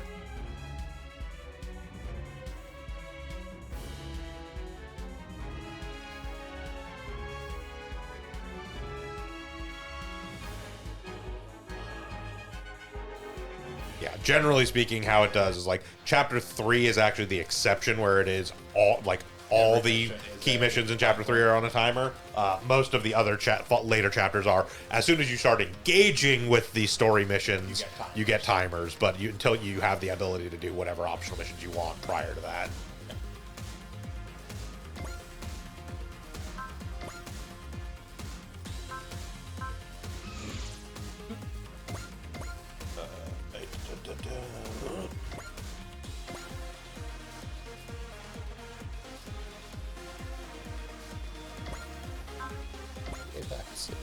Focus is starting. Okay. So there's no special triggers or anything in this mission. Okay. This is Jonah. He's a slightly above average pilot.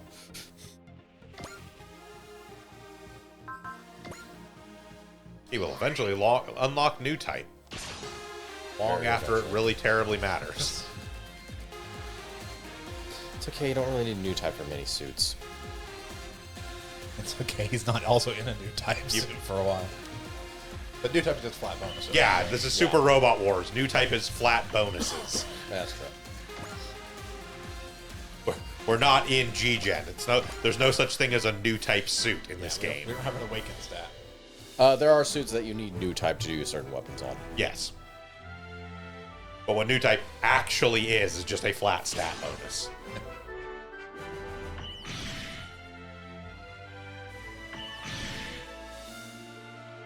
It is quite literally a flat bonus to hit and evasion, and at past level 6, also weapon range.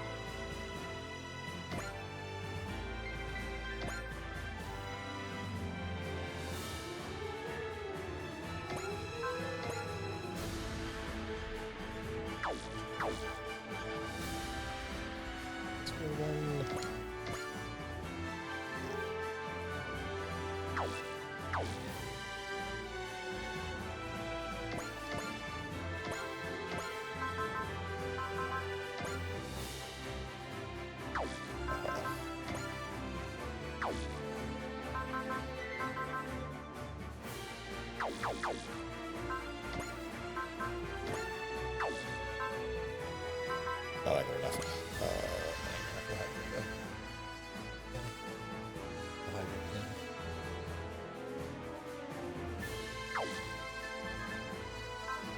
I'm making it.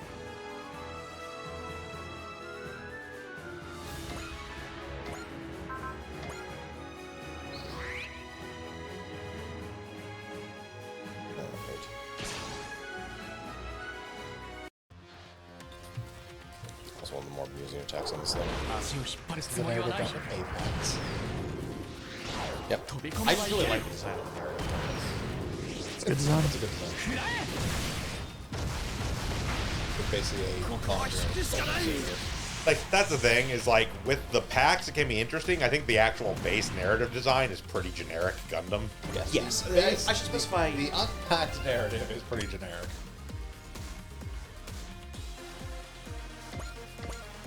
But I like the Apex and I like the C-Packs. The Apex being this large, like mini dendrobium thing it has going on. The B-Packs being a much more regular sized mobile suit with a Just got shoulder cannons basically. shoulder cannons on wires. Yeah. And then the C-Packs, which is let's strap a bunch of Psycho Frame to this. Yep.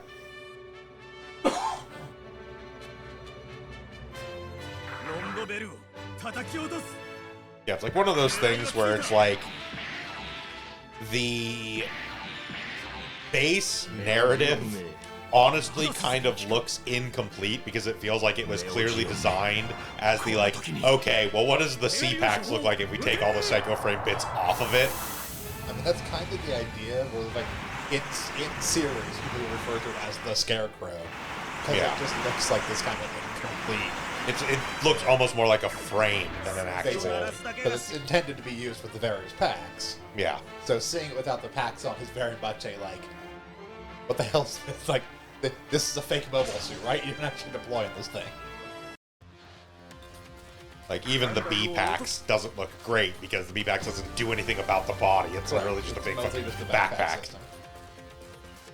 Like it looks good with the C-Packs on it because it fills in all the Yep. extremely bland 95% white suit that it is. Similarly, the Apex has a lot going on, so it has a good visual design to it. It's basically like a mini, It's a weapons platform. It's a weapon Yeah, that's platform. the thing. Like It's a mini mobile armor. mini mobile armor, effectively.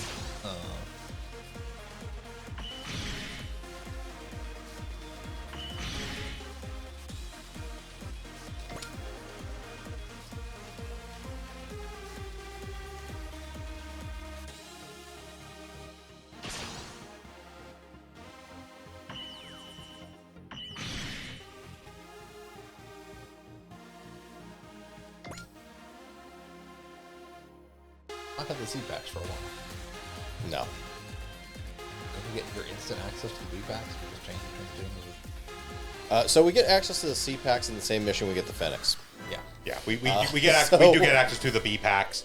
I think Immediately. partway, like it's either at the end or partway it's at through the end this of this mission. mission. Yeah, like Yeah, because the Apex are space only. So Yeah. for them not to be able to use them on ground, we have the B-Packs. Yeah. Yeah.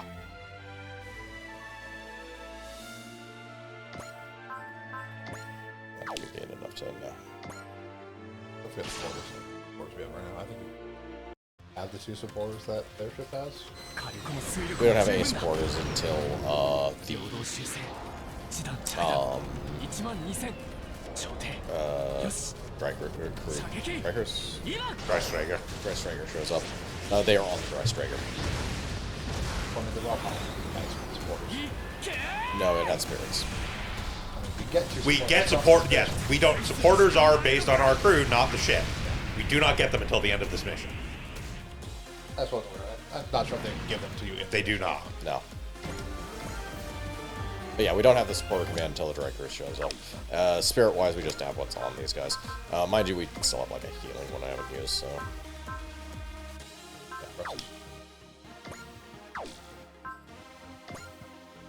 Like, that's my whole thing, though, is that, like, yes, I do get that, like, the narrative base is intended to be like, oh, well, it's intended to have, like, you know, modular packs, blah, blah, blah, so it's going to look bland. But my counterpoint is the F90.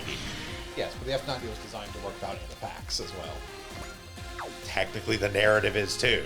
It's still functional without them. It has armaments without them. It does, but it wasn't really designed to be ever deployed without the pack. The F90 also wasn't designed to be deployed without the packs. It also has like 60 more years of design philosophy in it. And smaller.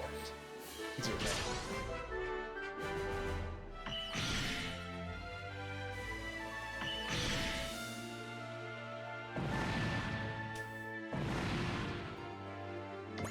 $15.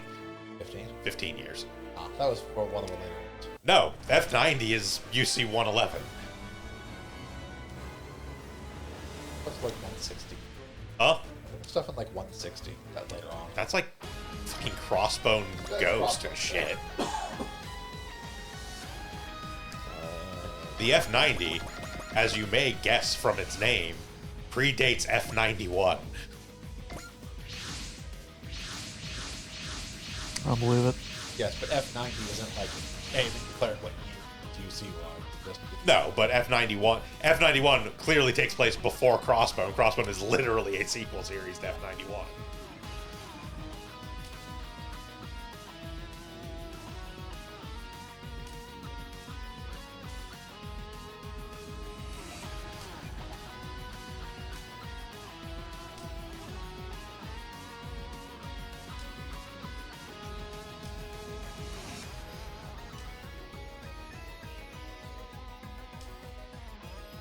Yeah, like, actual anime-wise, the furthest along we have is Victory, which is 153. We're not counting G-Savior. What about turn A? I'm sorry.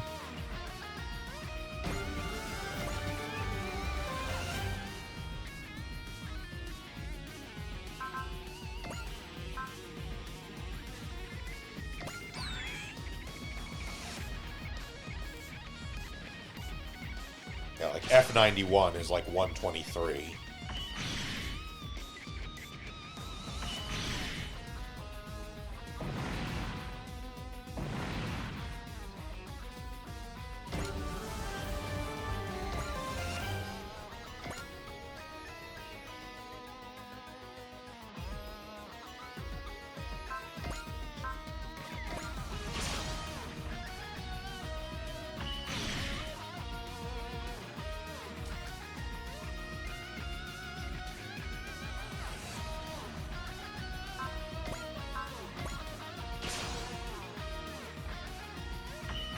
And yeah, the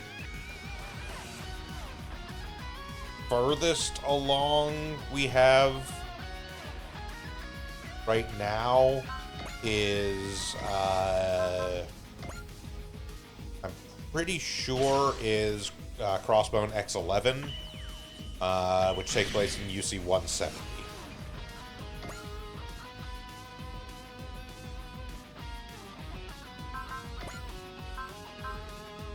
Like, yeah, the F90 is 15 years after Phoenix Hunting / after Unicorn Narrative, basically. Yeah.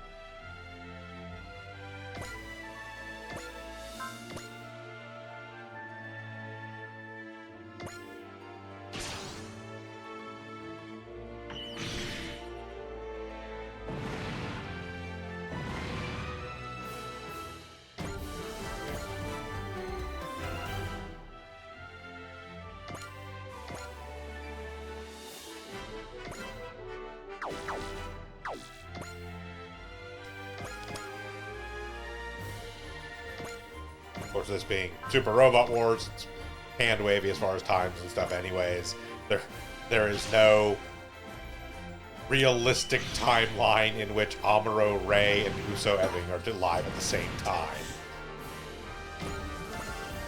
Yeah, concerning the time gap between. Like, it is technically possible. You know, if we got old man Amuro. Yeah, it's like in a given timeline where like the Axis shock didn't happen and Amuro did not disappear during that, it is technically possible, but Amuro would be like 80 or 90. Yeah.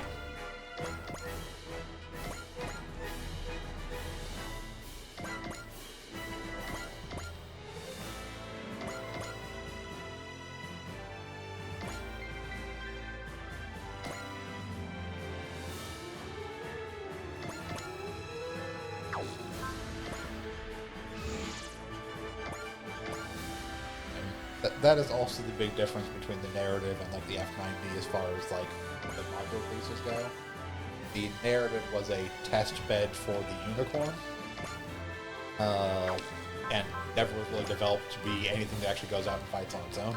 Fair enough. Which is why the unpacked version doesn't have armor. The packs were actually designed and developed by the Leon Company. Yeah. So it is basically, they took a prototype test suit that was actually a test suit, and not like Gundam or prototypes or hyper advanced versions of regular suits. And basically made their own armor equipment for it so it could work for their whole Phoenix hunting thing. Which to some degree, it's ambitious their plan worked.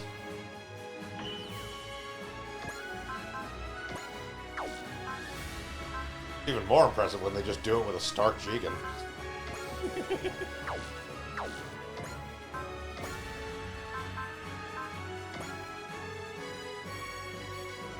Well, I guess technically speaking, at least in narrative, they don't capture Phoenix to begin with. It just leaves. And they accept, yeah, it's okay if the Phoenix just fucks off and leaves. It's okay.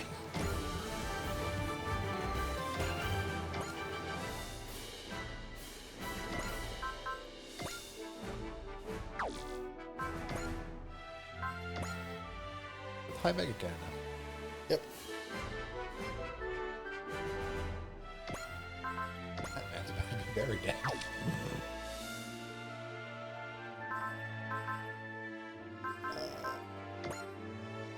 What do we have energy-wise? Realistically, I actually have to watch this. That would be cannon. They get the missile boss, the beam rifle, and the Vulcan control armor. You have plenty of them.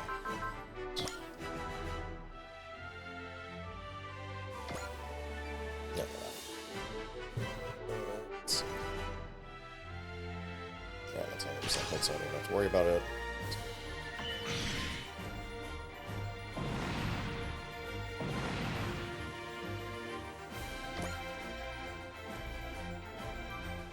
That should be everyone, so...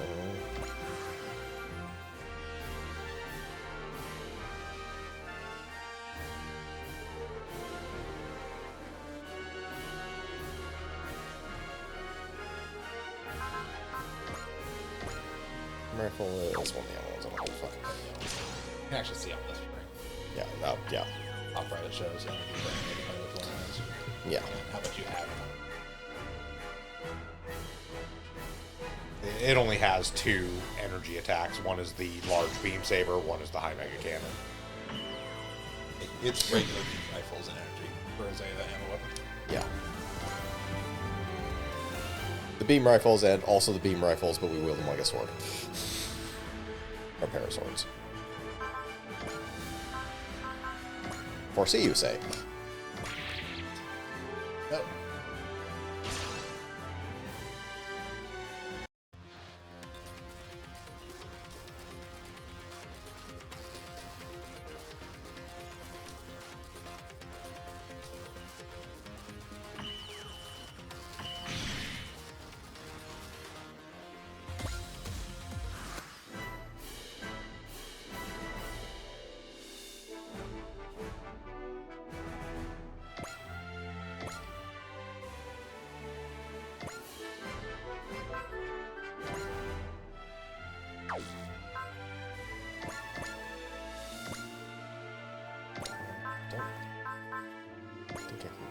do to kill thing?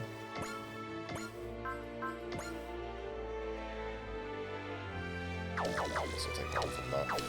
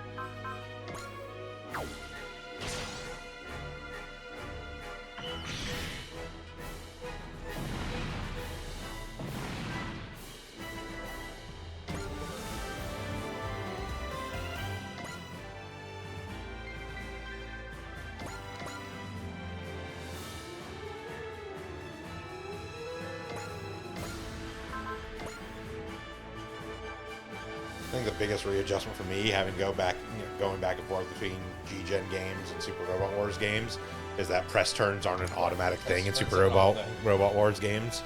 You have to specifically use the EXE action to get them. Yeah.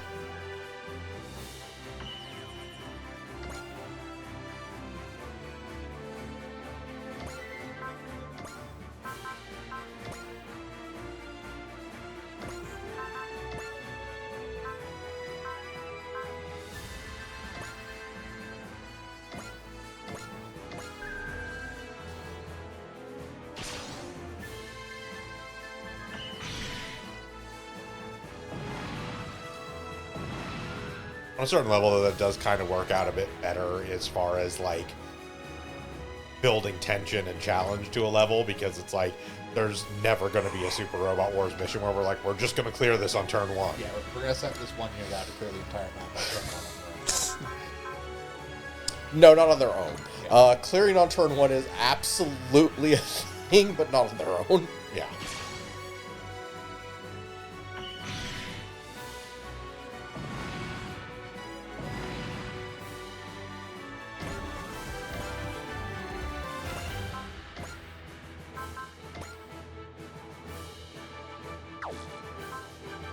It's just skillless, yeah. That's on the shoot. And you have focus.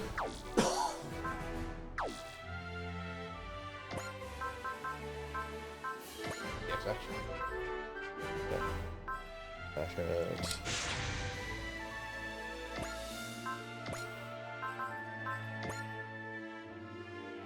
Yep.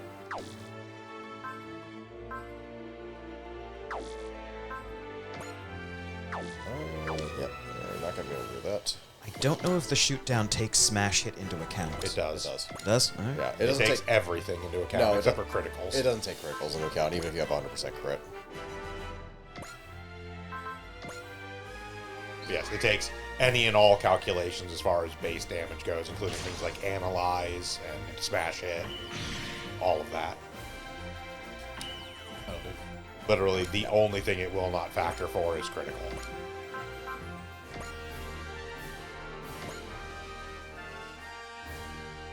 Now we have a 43% chance. Actually, we'll go first, so it doesn't matter. Don't have a counter weapon. Yeah.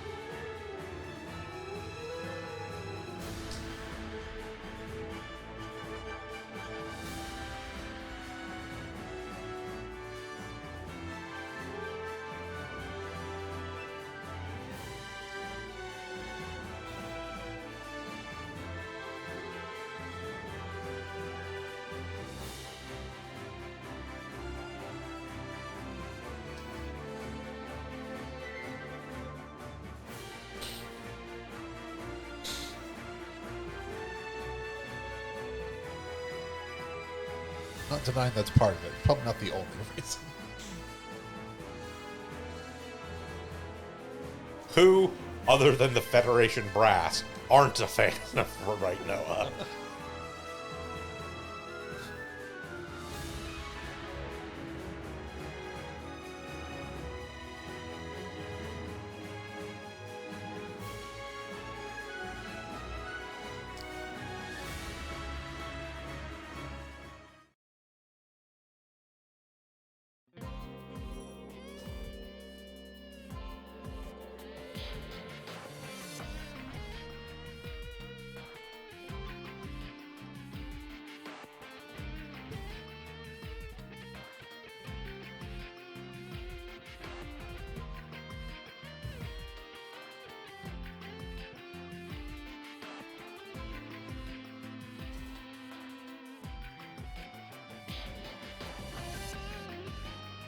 I am not an angry child. This was plan was also, please take control of this so I don't have to deal with this fucking shit. Yep. Brent's like, no.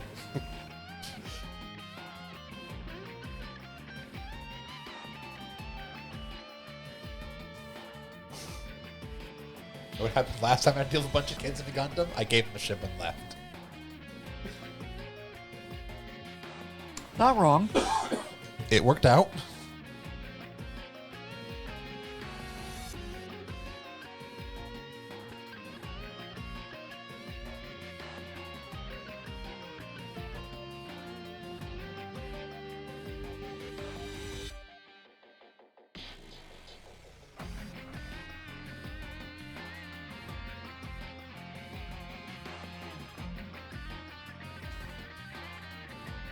That conversation.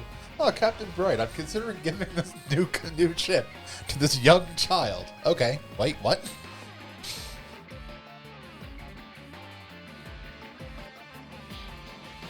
It worked out last time I did that. What? What? An echo in here?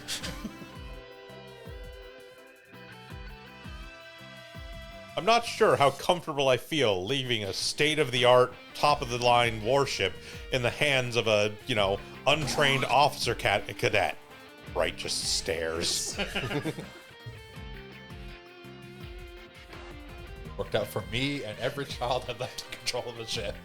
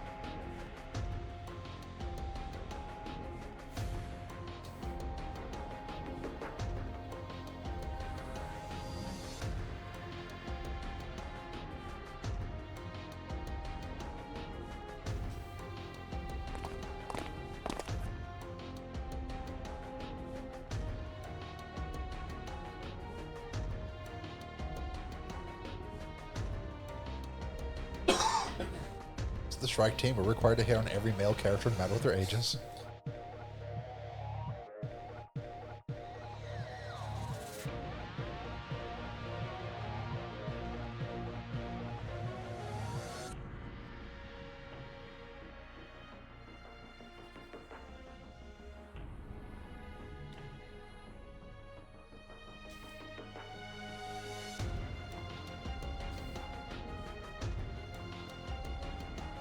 I have to gain levels and become an ace.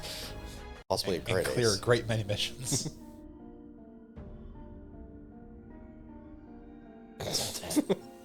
whole time.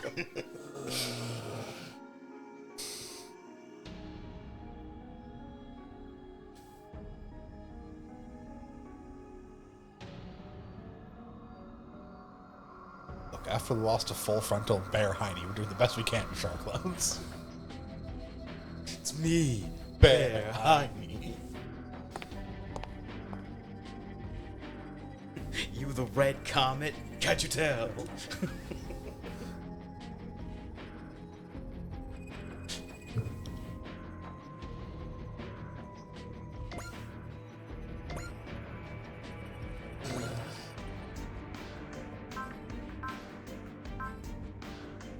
Bonuses.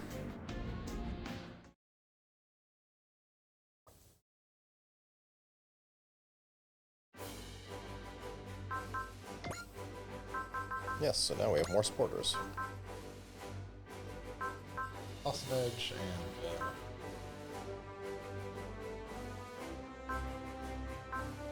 Two people who will be replaced with other better supporters when we get them. So, Jack Elm, actually. Alright.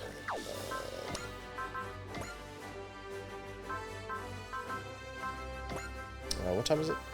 Like 3:30. We've probably got enough time for one more of the optional side missions. They only take about half an hour. Okay. for you, Chris, I think.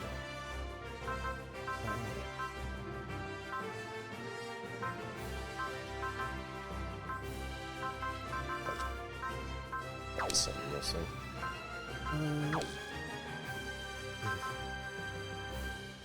Let's see. Silver. Ah. Ah, just right.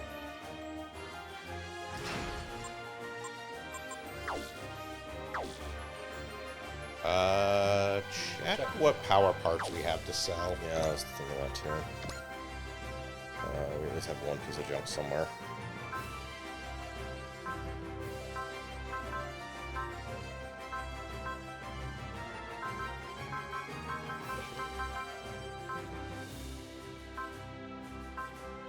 Either of those, really. Either or both. Yeah, repair kit or Pelican. Separate.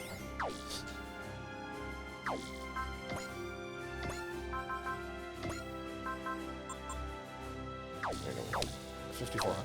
Yeah, so we're gonna need to sell the other one as well, and then something else.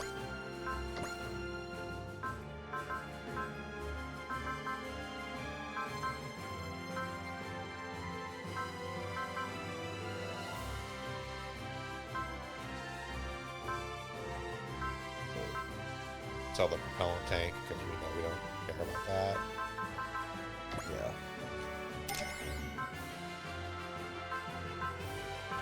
More page of stuff too, which I don't think it's just spare power. We want to keep that.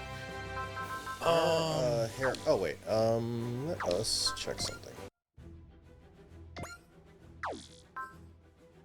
No, it's only that one. Okay.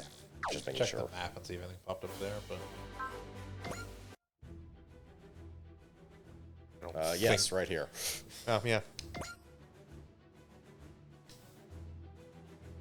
Nah, no money.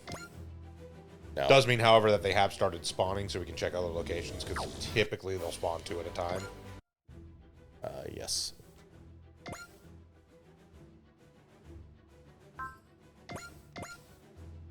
It's also not a big deal if we don't have it for one more battle.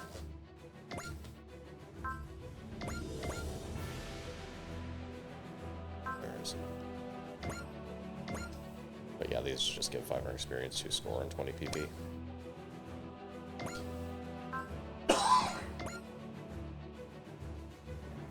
Score being the more important part of that. Yeah, that being said, it is worth going through and clearing these out, just because there is actually a cap to how many of them can be on the field.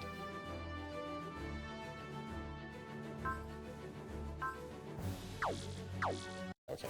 We can't actually go. We can look at the Earth location, but it won't let us actually move to Earth yet. Yeah. That's not until, I think, after the next story mission. Yeah, it's having an X key mission.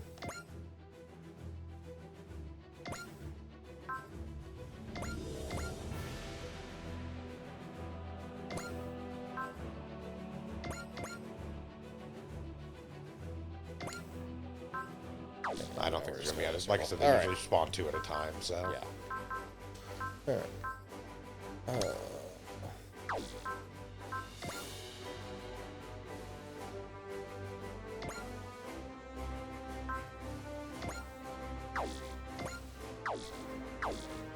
Let's get my note. What's in the narrative?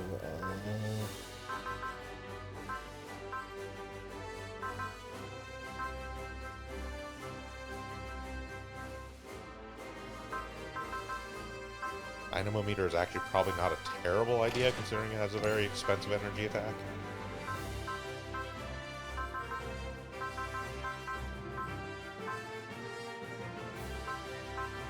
Basically means as long as it moves like 6 spaces, it'll recover the energy from firing the high mega cannon. Yeah.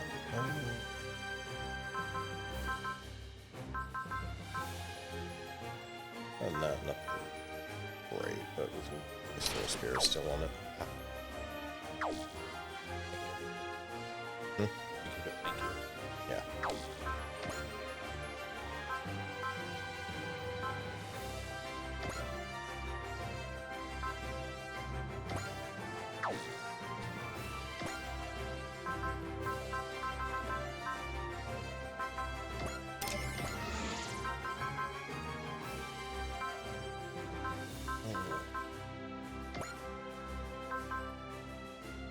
So it's 3. That's 3. Right. What's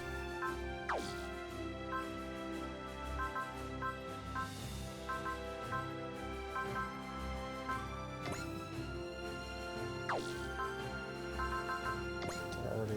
Yeah.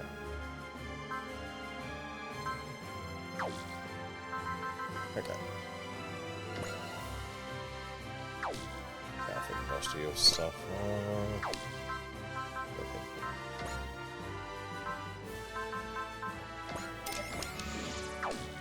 Everyone gets hit and run.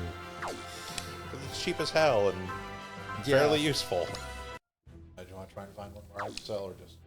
Nah, it's fine. Yeah, it's fine. We can just get it after the next mission. So I recommend Dimension Diver.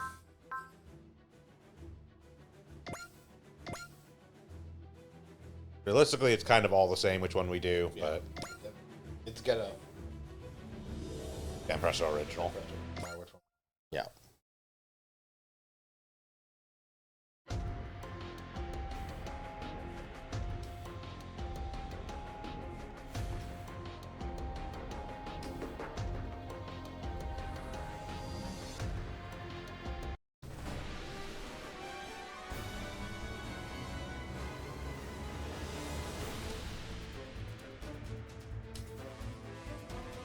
Ah, yes, DVD sites.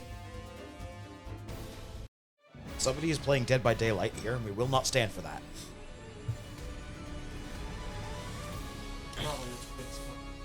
Disgusting.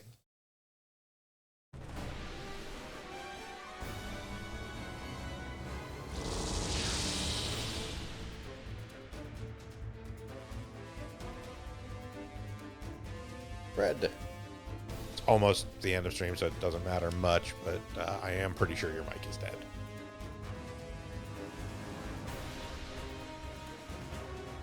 I think we still caught that on somebody else's mic anyways, but Yes.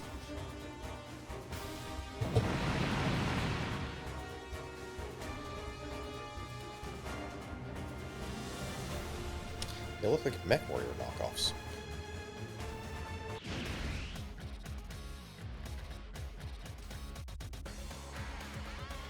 Defeat all enemies or 6 turns have elapsed.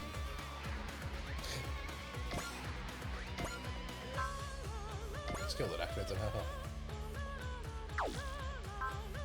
As persist. As weaponry.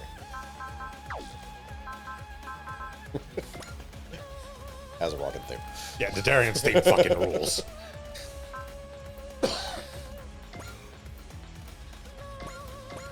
Like, not gonna lie, half the reason why I was like, we should do Dimension Diver was just so I could hear the Darian's theme. By the way, that was a 43% chance for it to hit us and a 44% chance for us to hit it.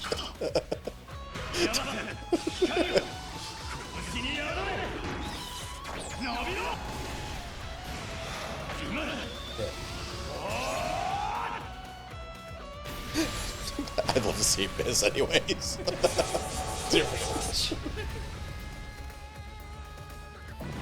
Also, Dadarian is hilarious because his inherent skill is Danger Mario. He has boosts at 50% health or lower. The only skill he has right now is Persist to make sure he lives unless at 50% health or lower.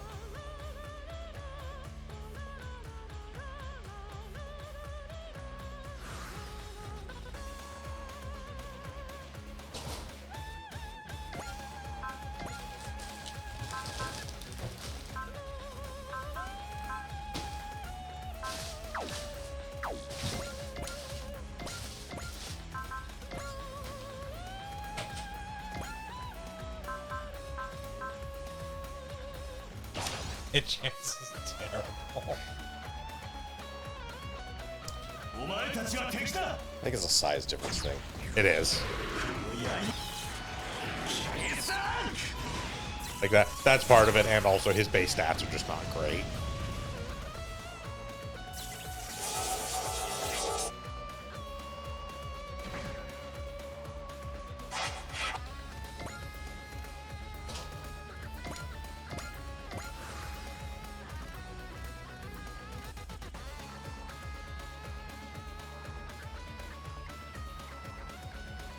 Like that's kind of the whole thing.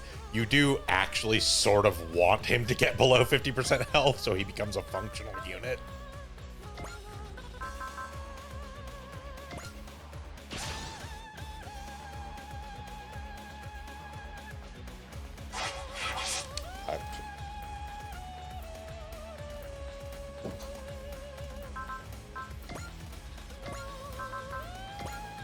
Probably also involves them hitting. Yes. Let's see what this one looks like.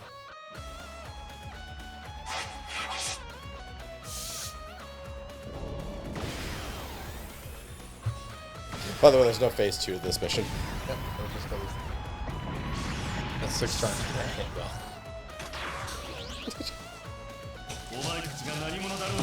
It's a coin flip slightly above 50%.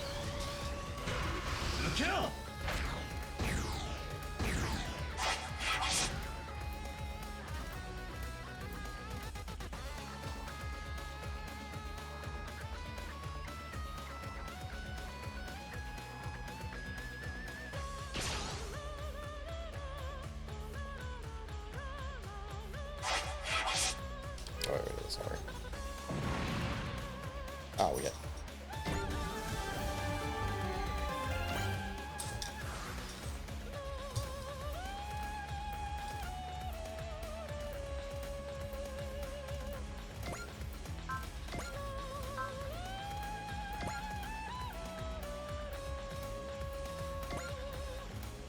You got 3x, so you can guarantee the hit. Let's see. No, we can't. Oh, no, never mind. That's 4. Trick attack is 4. They increase the cost of a lot of EX They stuff in become this. cheaper Got it. off of ship upgrades. Yes. Also, trick attack doesn't guarantee the hit. Smash hit is all Guaranteed attacks become crits. critical. Yeah. Direct attacks. Defense stuff. Special abilities and skill sets, but not. Negate science degree. Well, that's damage, not. Oh, it goes reduce damage. Yeah. Yeah, his It's accuracy is fine. just as accurate. You got a 50-50, roughly.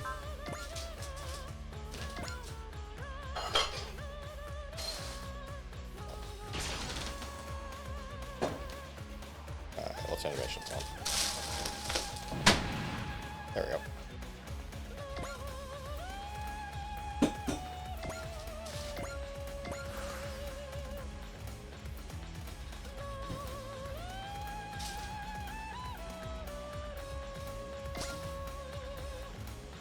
As a side, this is nowhere close to the worst of these type of battles. No. This is not the Ultraman one. Ultraman is totally fine as long as you're not doing it on like fucking Super Expert. So it's not the Ultraman one on Super Expert, because I have done that.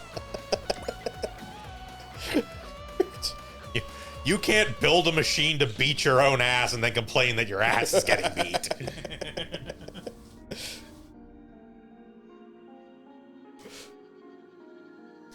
Even on lower difficulties, that one is non-trivial at least.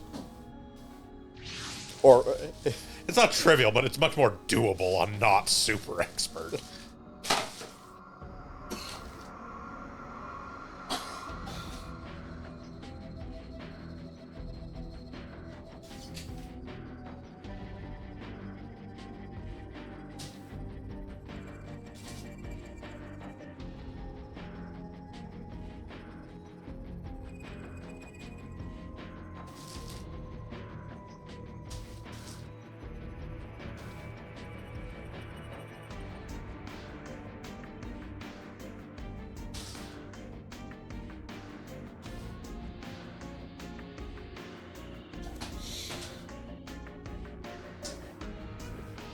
to answer your question, he's a Super Robot Wars main character. Of course, his experience with traveling between worlds.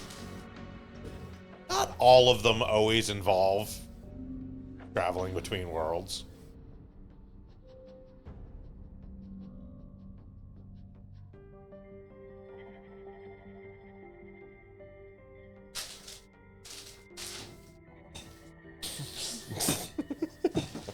Pardon? Yeah, Dadarian doesn't have a pilot. Yeah. It's just Dadarian. Well, I mean, it's Dino, but yes. He has a humanoid form.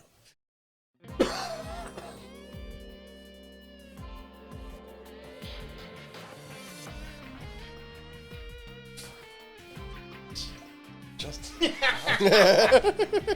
Well, you see, I light myself on fire.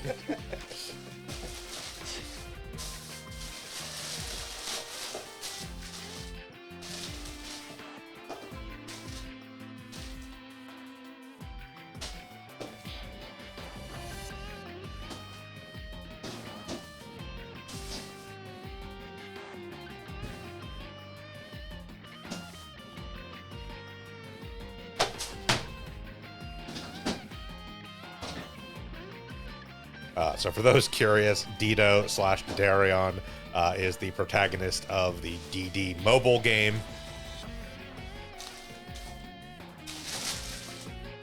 which in many ways means he is probably the single least used unit in Super Robot Wars DD, because there are 8,000 units in that game. because there's 12 trillion crossovers for the mobile game. Limiting themselves to things that are actually mobile suits or robots is not a thing at all in that.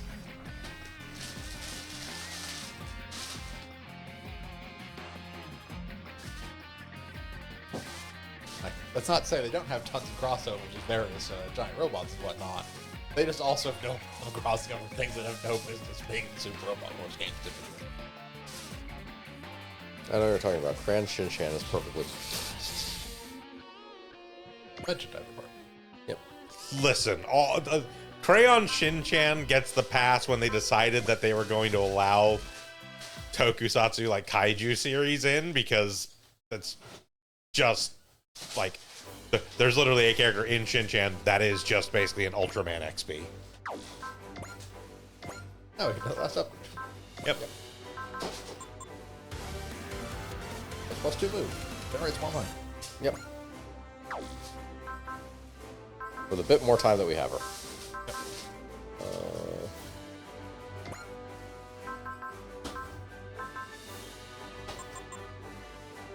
Sure.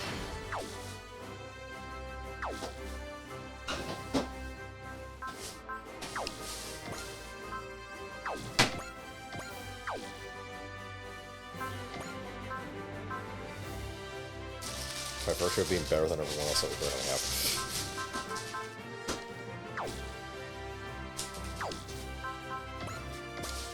I shall upgrade the rock hall at some point. But yeah, money is tight at the moment. Put parts on the rock hall? We have not, actually. Also, like, in fairness, DD isn't the one that's actually like really bad about that. That was Cross Omega. Okay, that's not going on the rock hall, but that's good. No. Cross Omega is the one that had like Furikuri and like Idol Masters and Aglosia. Idol Master, Mugen Gatai Kisaragi.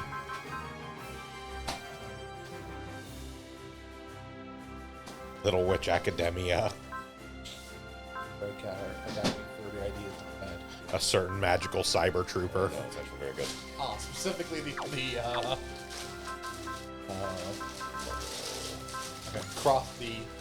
railgun Gun crossover crossover with Virtual On. Yes. Then crossed over with Ezra.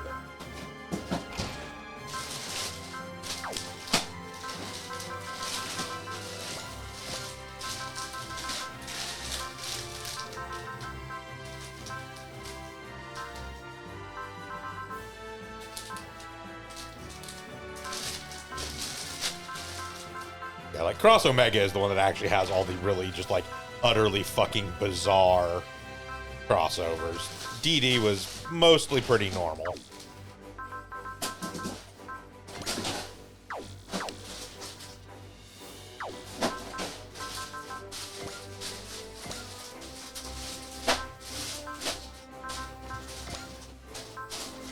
Ah, right. Cross Omega had the Muv-Love alternative crossover. I guess that was the Mecha Muffin series. Yes. Top Team Epic. That's the Dimension Diver, I assume. Magical Princess Minky Momo. Zombieland Saga.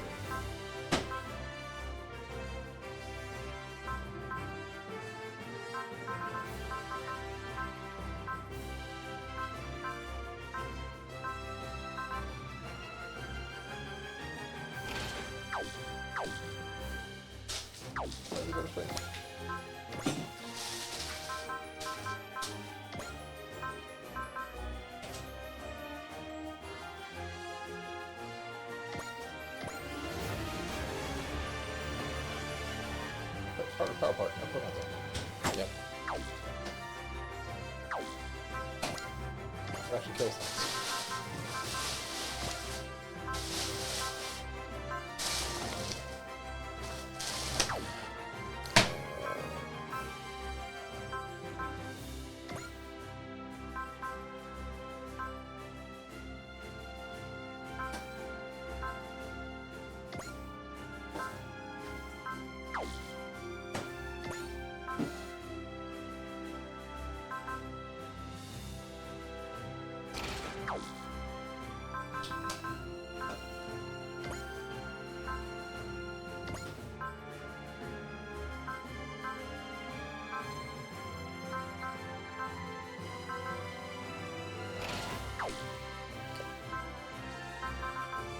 Yeah, so I don't know. Okay.